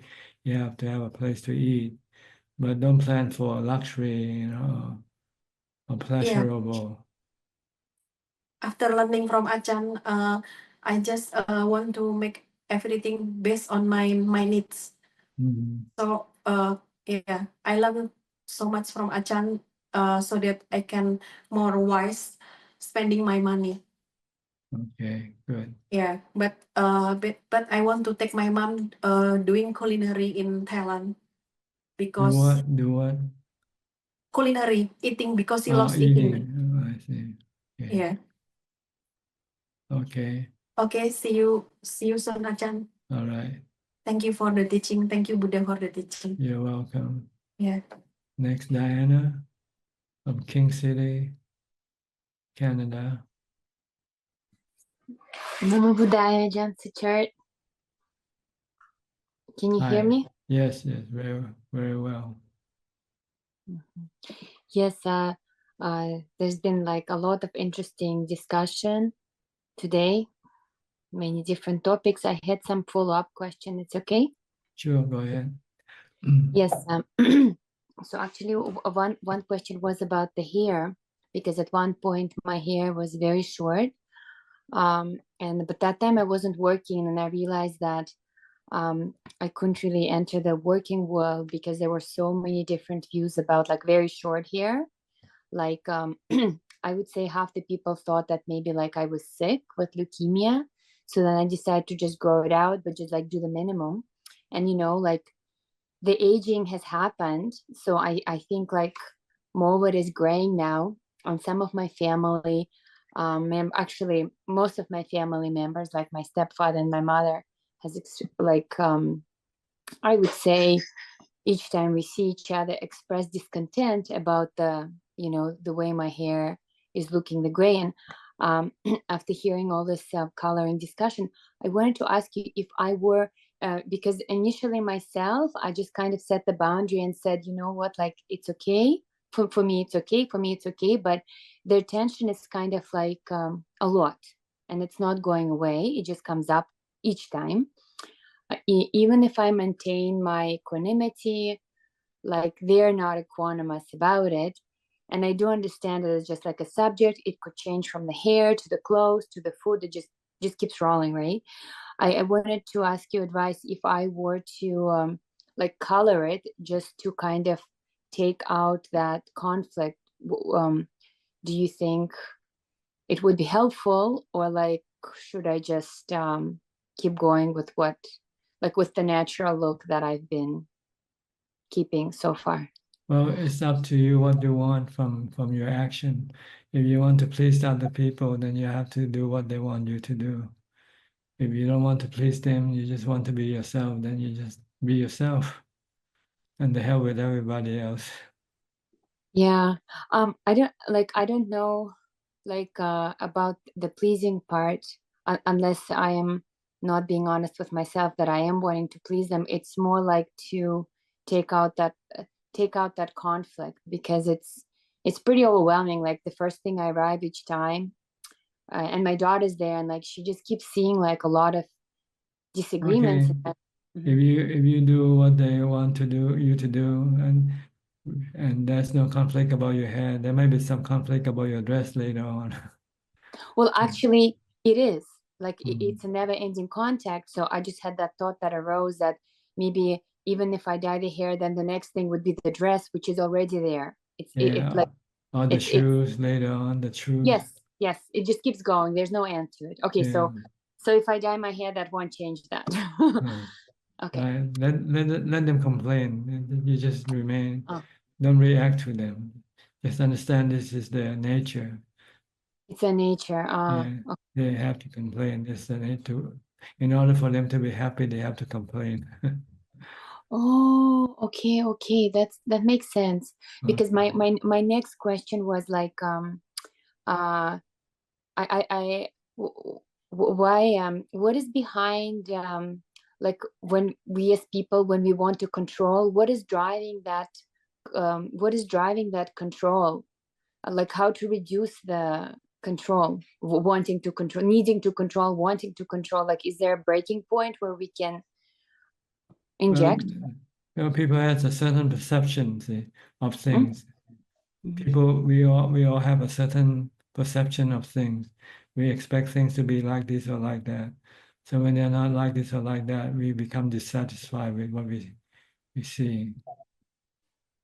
Okay, I guess the example that I'm giving, like let's say, like I'm gonna just use a simple example with my mom. Let's say like she's asking what we ate, and I said we ate some bread, and then right away she would say, "Oh, bread, that's not so healthy. You need to eat this and that and that." So then the next time I just want her to feel good, say, "Oh, we ate like the broccoli," let's say, and then she says, "Oh, broccoli is good, but what about the bread?" So then one friend was saying, well, just say you ate the bread and the broccoli. So I'm going to try it next.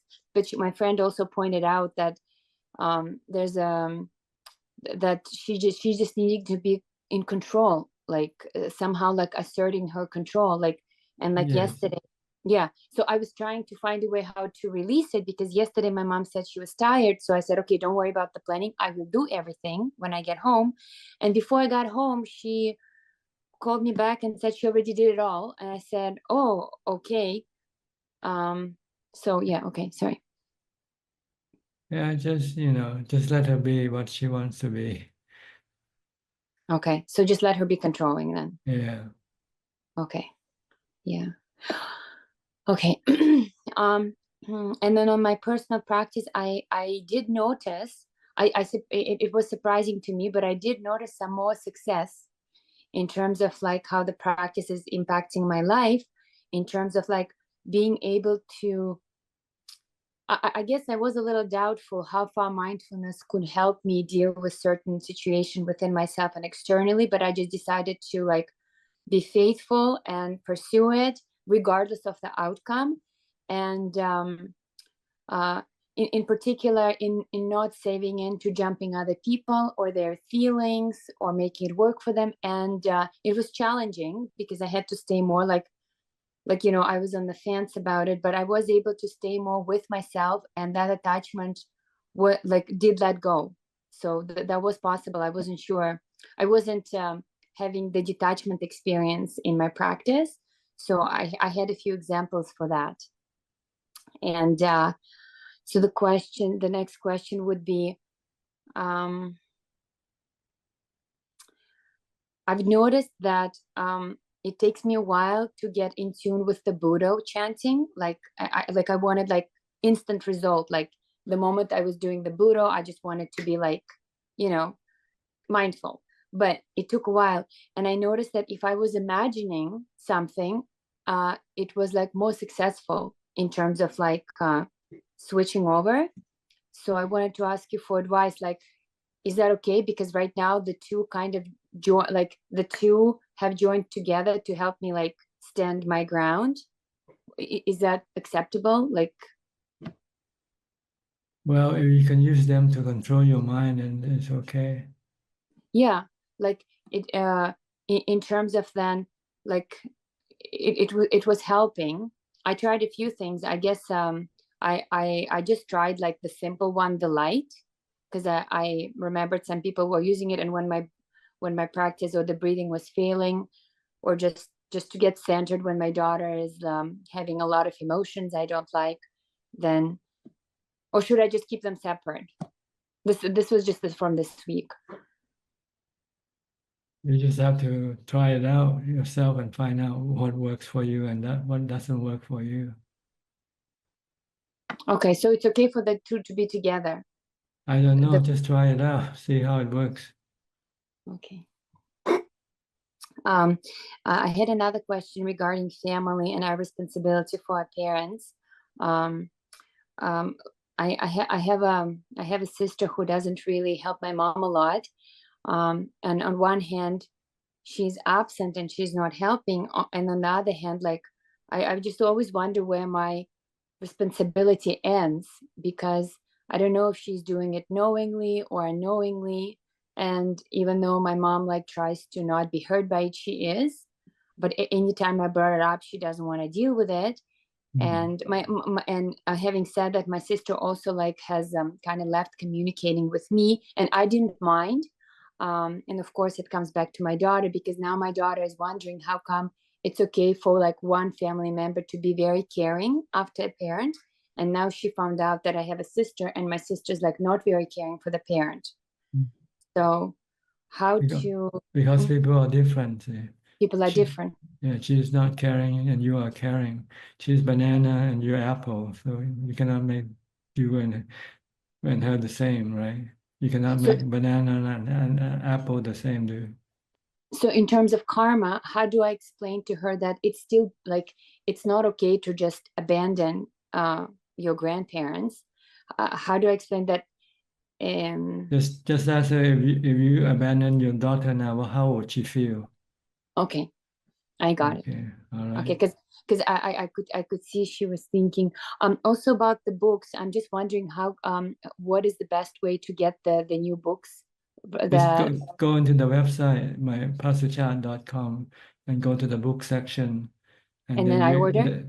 No, just download. There's a link you can download and PDF file, and you can read it in your phone. Yeah. And I can print it if I needed to, right? Yeah, you can print it if you like. So it's not available in already book form. No, just in PDF file. Yeah. And just a side question, have you got any Russian literature yet? Nothing yet? I don't think anybody has translated into Russian yet. No. Have you gotten any Russian monks staying at your monastery? We just had a group of Russian who came last week to stay for a few days, and they asked a lot of questions in English. But there's a translator who translate them into Russian for others who cannot speak English. Okay. But I don't know if they will print those questions into Russian or not. I don't know. Okay. And then some more question about the children. In terms of like my daughter and I, we go to the monastery and then we take the 8 precepts, and it's very new for this particular North American culture. So my question to you, like, how many days do you think, well, I guess for Thailand children, what age do they start and how many days can they adapt? Well, usually during the weekend when they don't have to go to school. That's So they can do 2 days. Yeah, that's enough. Because Okay, you don't want to put too much load on them yet. They're still Right. young. Mm-hmm. You just want to sort of introduce them to Buddhist practices. That maybe eventually when she grew up, then she can pick it up herself.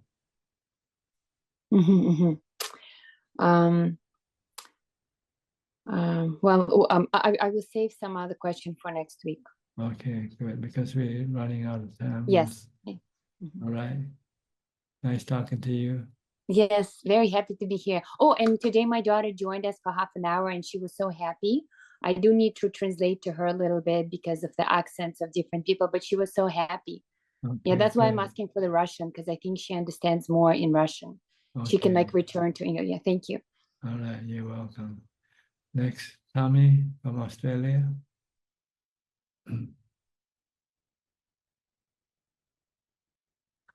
Still on your retreat, huh?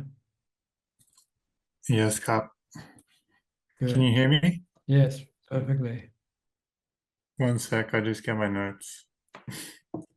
I just reached my first goal, 108 days. Did you achieve anything from this 108 days? I think the level of my mind improved. You're more stable, your mind more stable, more calm, more contented? Yes. Okay, Yeah, I that's think good all news. those things. Happy with yourself, being alone? Most of the time, but I think because my bhavana is not good enough to be happy all the time. You still have to resort to some sensual pleasures from time to time? Maybe once every 2 weeks I get some nampana with my food delivery. Chocolate, cheese. Just food only, huh? Yeah. Okay, good. I'm thinking about determining to try and do another 108 days. I was wondering what you think. Good. The more you can do, the better it is for you. Do you think it's good to do it all year round? Do it forever.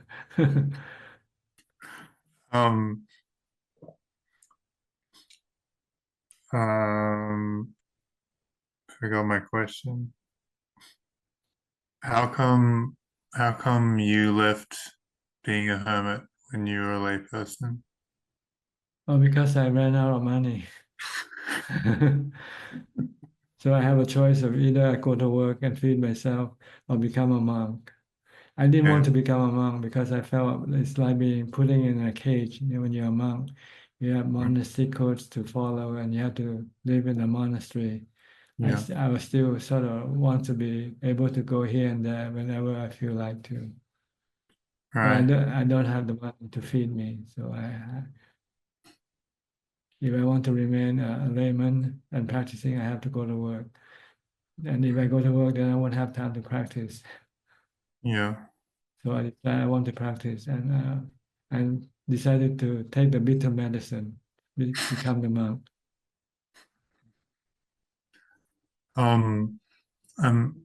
won't run out of money anytime soon, but some of my monk friends, they're worried about me living as a hermit. There's nothing wrong. You're not hurting anybody, Yeah. and you can always return if you have to. It's easy to return to the world from a hermitage lifestyle. Then it's harder from going back to a hermitage lifestyle when you return to the world. Yeah. World lifestyle. I wanted to ask about this term sakdewa. Satteva. When you say like kawedna jitam sakdewa, what does that mean? กายเวทนาจิตธรรมสักแต่ว่า Thai word Yeah. สักแต่ว่ามัน merely know merely hear merely see สักแต่ว่ารู้สักแต่ว่าเห็นสักแต่ว่าได้ยินได้ฟัง just merely no reaction to what you see or hear or know. So in the context of Satipatthana, what would it mean? The body is just merely body, no self, no you or me in this body, no me or you in feeling, no me or you in mental states. They are just merely mental states. They are merely feeling. They are merely body. Okay. I see. And what's Chittam? Chitdam. This is the original chitta, or the chitta in this prime in its original state, which is in jhana. When it's called Chitdam, when the mind becomes completely still. And what about Kriya? How does that work? Clear? What do you mean by clear? Kriya, like when somebody attains Arahant, they say it's like mere action, there's no karma. Kiriya. Yeah. You do action without having any craving behind your action. You drink without craving. You smoke even cigarette without craving. If somebody give you a cigarette, you take it and smoke it. This is kiriya. People couldn't understand why Arahants do smoke or chew bitter nut. It's just kiriya. Yeah. No attachment, no craving. But they can enjoy the pleasure of smoking, the pleasure of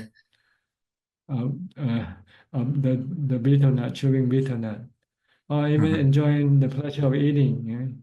Somebody give you some favorite food, you can eat it and enjoy it, but you're not attached to it. That's all.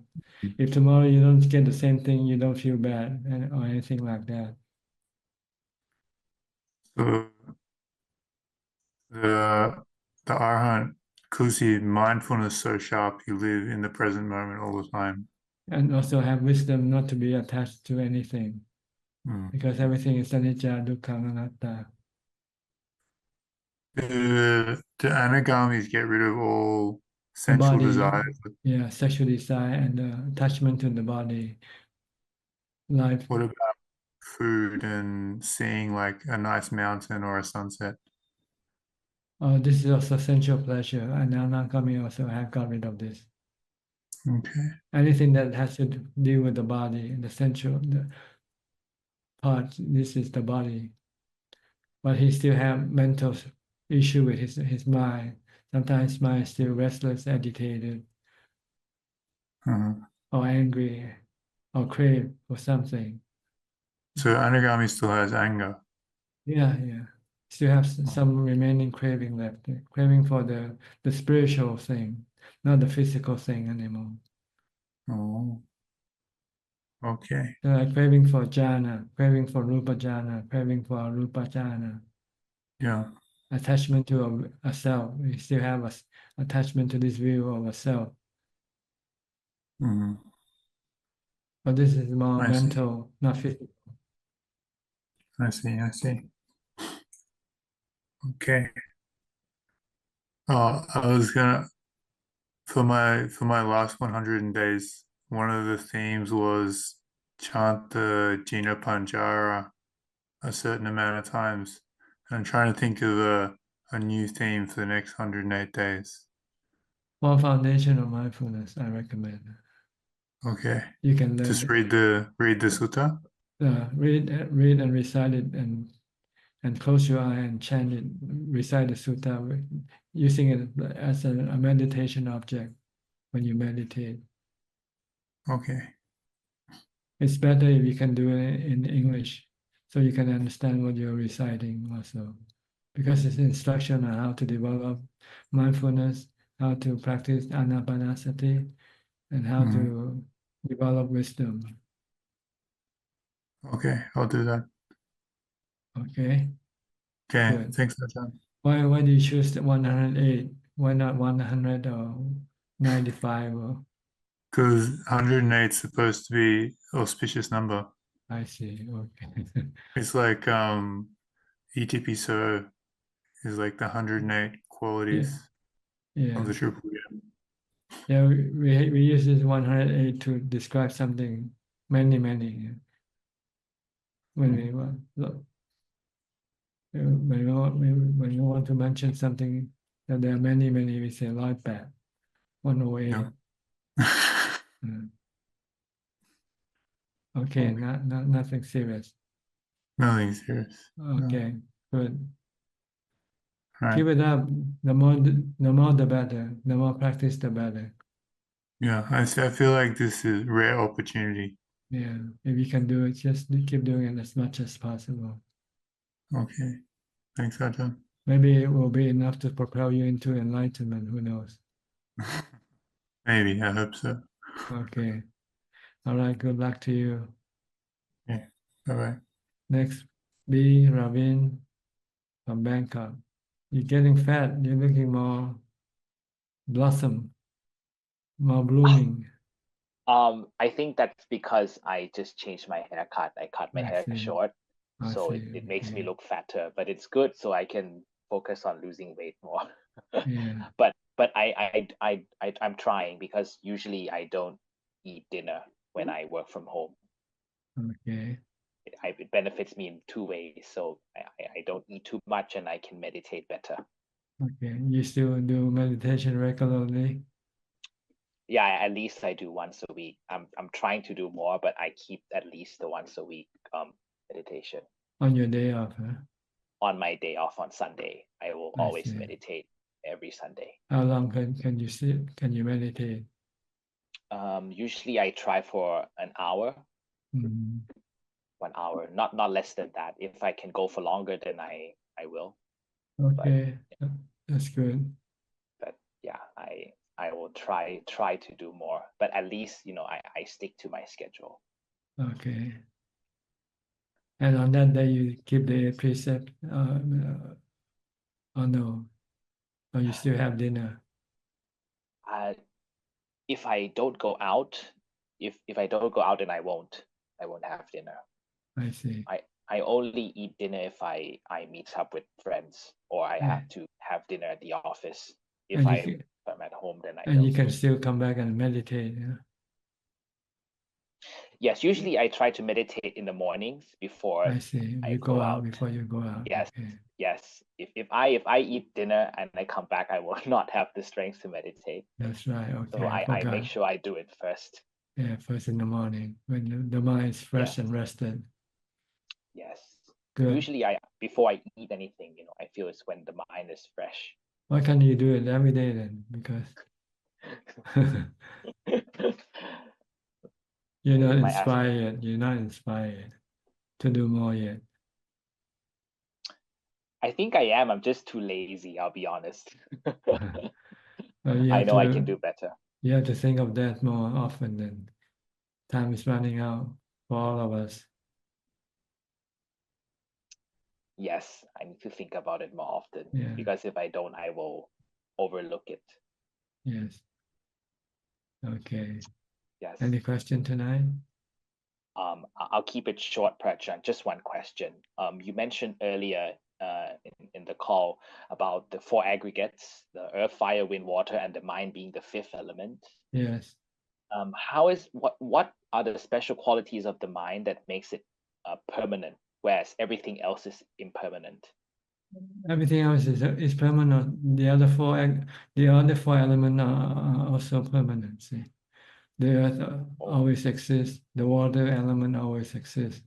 The fire element and the wind element, they all exist. They're the building blocks of everything that we know.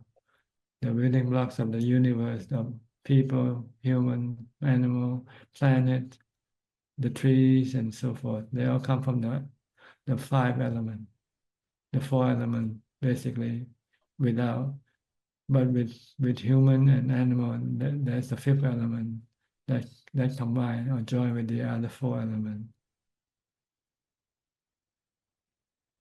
But they combine, and after a period of time, they separate. So the body breaks apart, and the mind go connect to a new body again.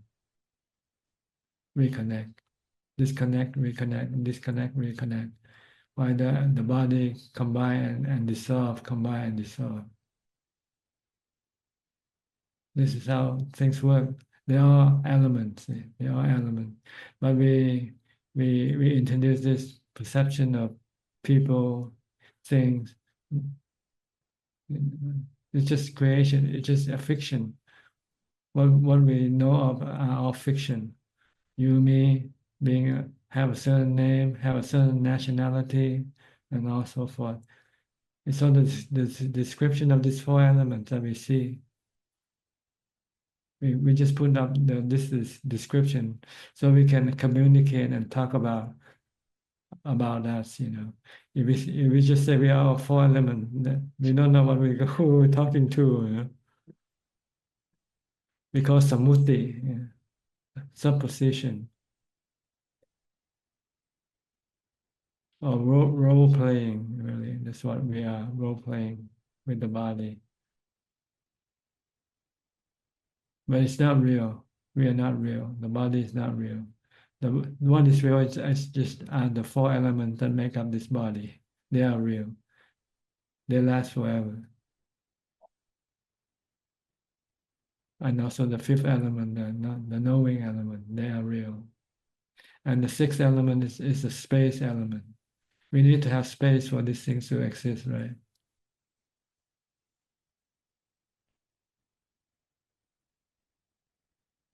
So there's six elements. Yeah, the building blocks of everything consist of the six elements. The earth element, the water element, the fire element, the wind element, the knowing element, and the space element. Is time the seventh element? No, time is just the result of action or movement. See? If there's no movement, then you cannot measure time, right?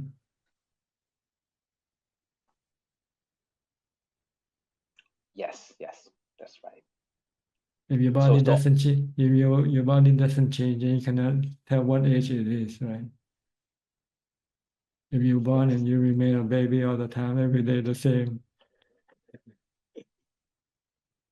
See, if the sun doesn't move, then how do we measure the time? We have to find something else to measure the time with, right? If the earth doesn't rotate and the sun doesn't move, then we have to find some other way of measuring time. Time is just a measurement.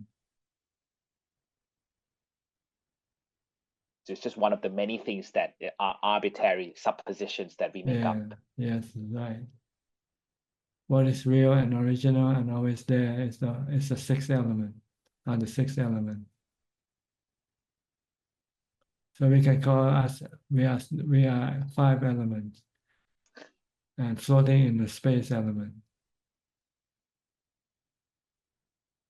Wow, I never thought of it that way. Look at the planet. Planet are element, right? Yes. Mostly earth element, except for the sun. The sun is mostly fire element. Hydrogen burning, yeah.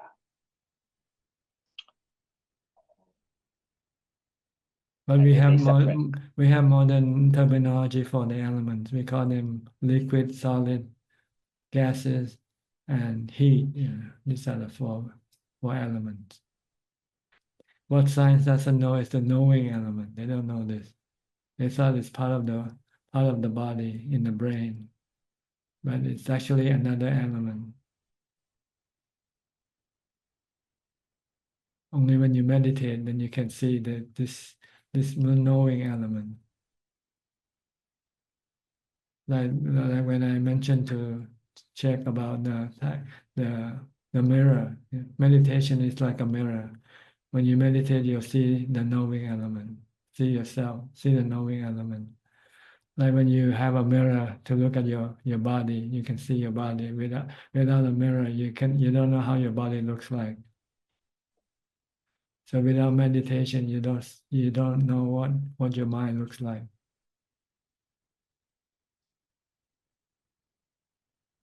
Okay, I have to go now. Yes, thank you. Next, Joe iPhone from Niagara Falls, I think, right? Is Niagara Falls in both the US and Canada, or is in Canada? Canada ครับ Oh, Canada, okay. ครับ We have management also from Niagara Falls. Yes. Okay, can I help you with anything? Just no question, just a little quick question. Is that possible to meet you in Thailand? Yeah, I'm here all the time if I'm still alive.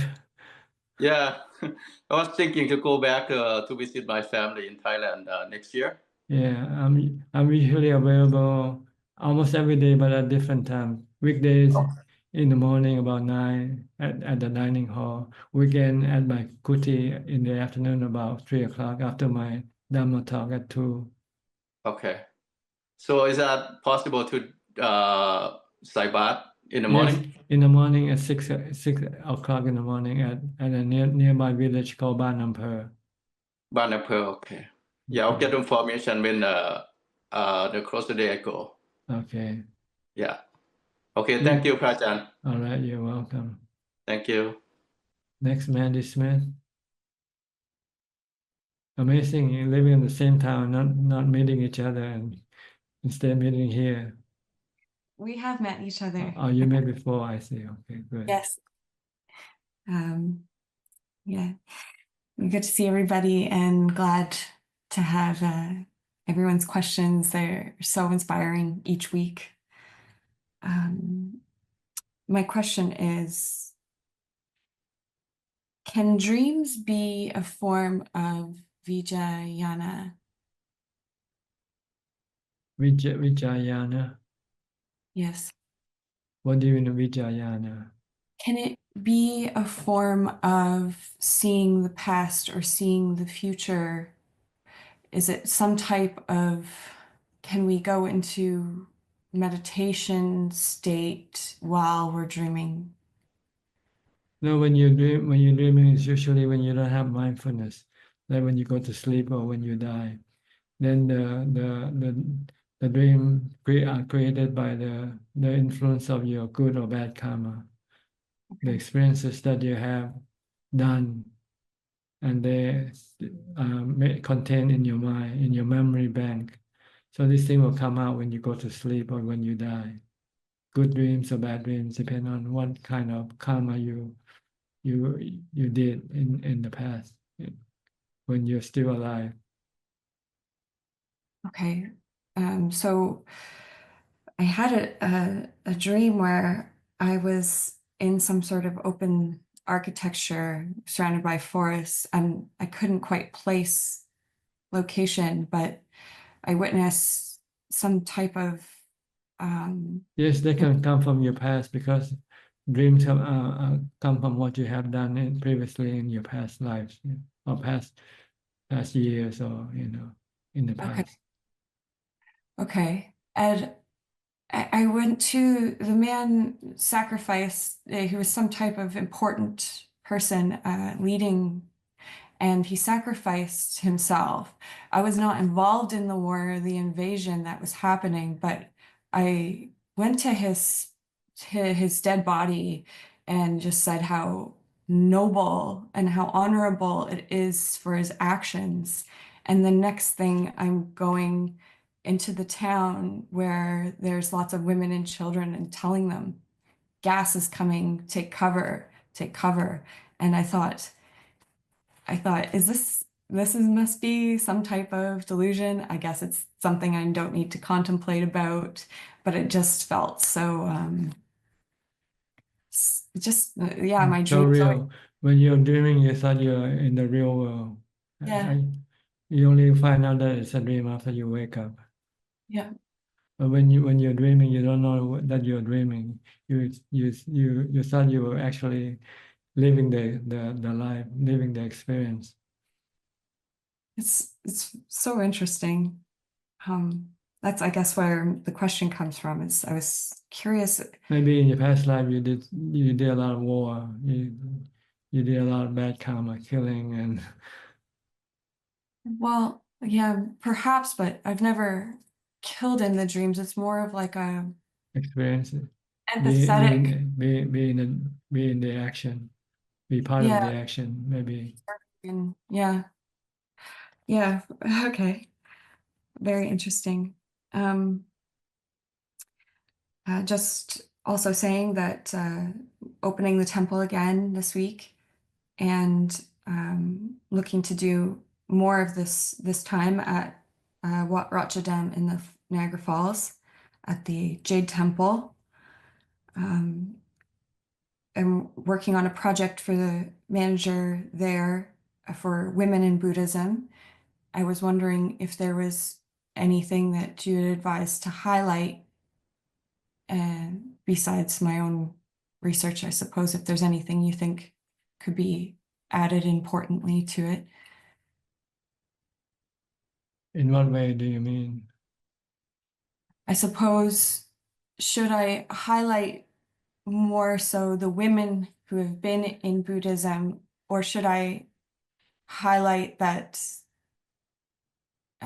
I think it's meant to inspire more females in the area to be coming and meditating, and I'm curious, is there something maybe I Well, should... you can point out that men and women are the same as far as practice for enlightenment is concerned. If anyone can establish the Noble Eightfold Path, then they can become enlightened regardless of their sex, all right? Sex or gender. Yes. Okay. They just have to have the effort to put in the practice of the Noble Eightfold Path. Okay, thank you. Don't there let your will- gender be an obstruction to your practice. Okay. Yeah, I will stay away from so much, so highlighting But it that. might be harder for women to practice if they have to go into seclusion, because women usually cannot be alone because they can be attacked by other unkind people. So it might be harder for women to become enlightened in this regard. They're not able to go wandering in the forest being alone. They have to practice within the community, within their own community.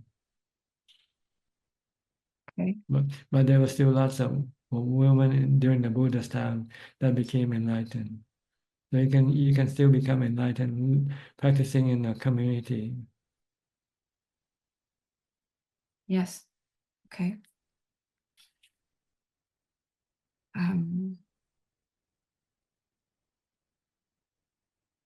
My other question was for Sui and Czech, wondering if there is an email to obtain books or some form of... You want the hardcover books? Yes. I think you can contact Sui and Czech. I think I'm not sure how you can contact. There's a chat here that you may be able to chat with each other right now. I think if the admin turn on the chat function for you. Okay, great. That would be great. I'd like to add a few copies at the temple there. Okay, all right. Thank Good. you. I think somebody who has anything to do with delivering book is listening, and they might try to contact you through my assistant, email also, if that's possible. Yes. Okay. Unless Jack can send her your email right now through the chat. Okay? Thank you. We still have a few more minutes before we close this meeting. I'll go to Sulan next then. Sulan, Oh, hello, Ajahn. Nice to see you. okay. Mm. Yeah. How are you? Good, happy? Okay. Yeah, half Okay. happy, then half stressed. Still Yeah, stressful, huh? yeah. Try to And do more mindfulness. Think less. The less you think, the less stressful you become. The more you yeah, think, the more stressful you become. mm, yes. Yeah, I was just thinking like whether is it important to pursue excellence? Well, becoming enlightened is in a form of excellence that you should pursue. Mm, So it's important to become mm, enlightened. mm, okay. Then other than that, it's not as worthwhile. No, in whatever you do, you should do it as the best as you can. See? Mm, Whether worldly matters or Dhamma matters, when you do something, do it to the best of your ability, mm. for the But best result, for the best result. mm, But if but in you, the if you cannot do it, don't be sad or don't be unhappy. oh Because sometimes we're not that smart to be able to do everything perfectly. oh, that's true. As long as we try our best, that's all we have to do. Mm, Whether we okay. achieve the maximum or not, that's another story. Mm, Sometimes we might be able to achieve the highest level of achievement. Sometimes we might not be able to. We just have to mm, accept the fact. mm. So in the process of like trying to do my best, then what if I say things or that make people unhappy? Well, try not to Then repeat the same mistakes again. mm, okay. Mm, Or if you want to uh, be more strict, maybe you should punish yourself so that mm, you don't forget easily. See? Like mm. maybe cutting down on your expenses on luxury or buying luxury things. Yeah, that's true. Oh, All right. yeah. Anything Mm, else? okay. So I should be more strict on myself rather than like being strict on others, right? That's right. Others that they don't whether they're good or bad, they don't make you good or bad with them. See? So you have to be Mm, strict with yourself. You make yourself good, you're the one who benefits from your being good. mm. But if it's in a team and if it's a teamwork that is like that I Well, hoping for excellence. but you cannot force other people to do things. Yeah. Okay. If they want to Mm. do it, they do it. If they don't want to do it, what can you do? Yeah, Okay. that's true. Maybe change a team, get a new member into the team, replace the the the useless team person who is not performing the best, and get somebody else to do. Oh, okay. Yeah. Oh, Okay. okay. Yeah. All right. Thank you, Ajahn. Mm. I'll go to Kunjup now for questions from email. กราบนมัสการท่านอาจารย์ค่ะ We have 6 questions altogether, and we have one question from the assistant Gmail, and it's from Matilka. How hard should we push ourselves in terms of practice and renunciation? Well, as hard as you can, but not to the point where it becomes counterproductive. Is it wise to back off when we reach a point when we no longer have comfort in the practice, or should we always push as hard as possible? Well, when you practice, you have to experience discomfort. You know, this is something that is not avoidable, but you have to look at the result and look at your strength, how much you can push yourself, and what kind of result you are getting from your practice. Because if you don't push yourself, you don't advance, you don't move forward. Like the saying that say, no pain, no gain. But you just have to know the right amount of effort you put in. Sometimes too much effort can be counterproductive. The next questions are from Facebook, and the first one is from Tan Rainman. Ajahn, what do you do if during meditation you keep seeing your own skeleton? Ignore it. If you want to enter to jhana, you have to focus on your meditation object only. The next question is from Aun from Malaysia. I heard from one Ajahn about his own experience on how he can enter samadhi easily, but suddenly after a few years, he said his jhana suddenly disappeared. He said his mind felt dukkha after he can't enter jhana and tried to find out what the cause is that he cannot enter jhana again. After a few years, he cannot find out the cause until he met one of the experienced forest Luang Po, and Luang Po told him that jhana is also anicca, impermanence, and to try other tactic practice of awareness all the time. After the Ajahn followed this Luang Po's advice and practiced mind awareness all the time, then the Ajahn just realized even jhana is also permanent. Can Ajahn please explain whether the jhanic state also suddenly can disappear and be impermanent? Sadhu. Well, all jhanas are temporary. See.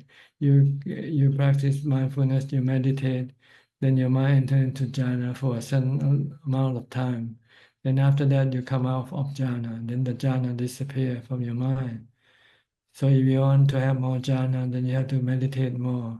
But you cannot have jhana as a permanent thing. It comes and goes according to the amount of meditation effort you put in.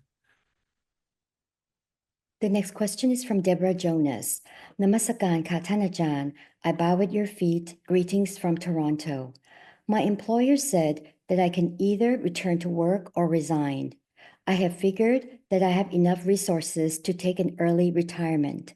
Why do I feel fearful of resigning? Thank you. Because when you work, you have something to hold on to for your security. When you're not working, then you have nothing to hold on to except the money that you have saved, which might steadily become decreases, and so you don't feel secure with the amount of money that you have. The next question is from Minnie Pool. Dear Ajahn, if someone is successful and have a very happy life, how could we advise him to incline to Nibbana? Thank you. Well, if they're happy and they don't ask for your advice, then there's nothing you can do. Just leave them alone. It is said that all arahants have perfect mindfulness, but why they have different extent of memory? And it is heard that even some renowned Ajahn who is believed to be an arahant suffers dementia. Can you please explain this? I cannot speak for anybody, but I can say in general that mindfulness, if you have mindfulness, you usually don't become dementia, But if that person becomes dementia, it might mean he might not have that level of mindfulness yet. And the last question is from Tanik. Does the self arise and cease? The self came from your imagination, from the mind's imagination. When you meditate and when you stop all the mental function, then the imagination disappear, and the self disappear with your imagination. That is all, Ka. Okay. Okay, that's about all we have the time for tonight. Thank you for your company. I hope this meeting is useful and can help you advance in your practice. In the meantime, please stay safe, be mindful all the time, and practice as much as possible. And if all goes well, I'll see you all at the same time next week. Thank you and goodbye. สาธุสาธุสาธุธรรมจันทร์ Thank you Amin Good night everyone Thank you Goodbye, very Ajahn. much. everyone Thank you, Ajahn. Thank you, Amin. Good night, everyone. Thank you Good night. Thank you, everybody. Bye. Bye bye.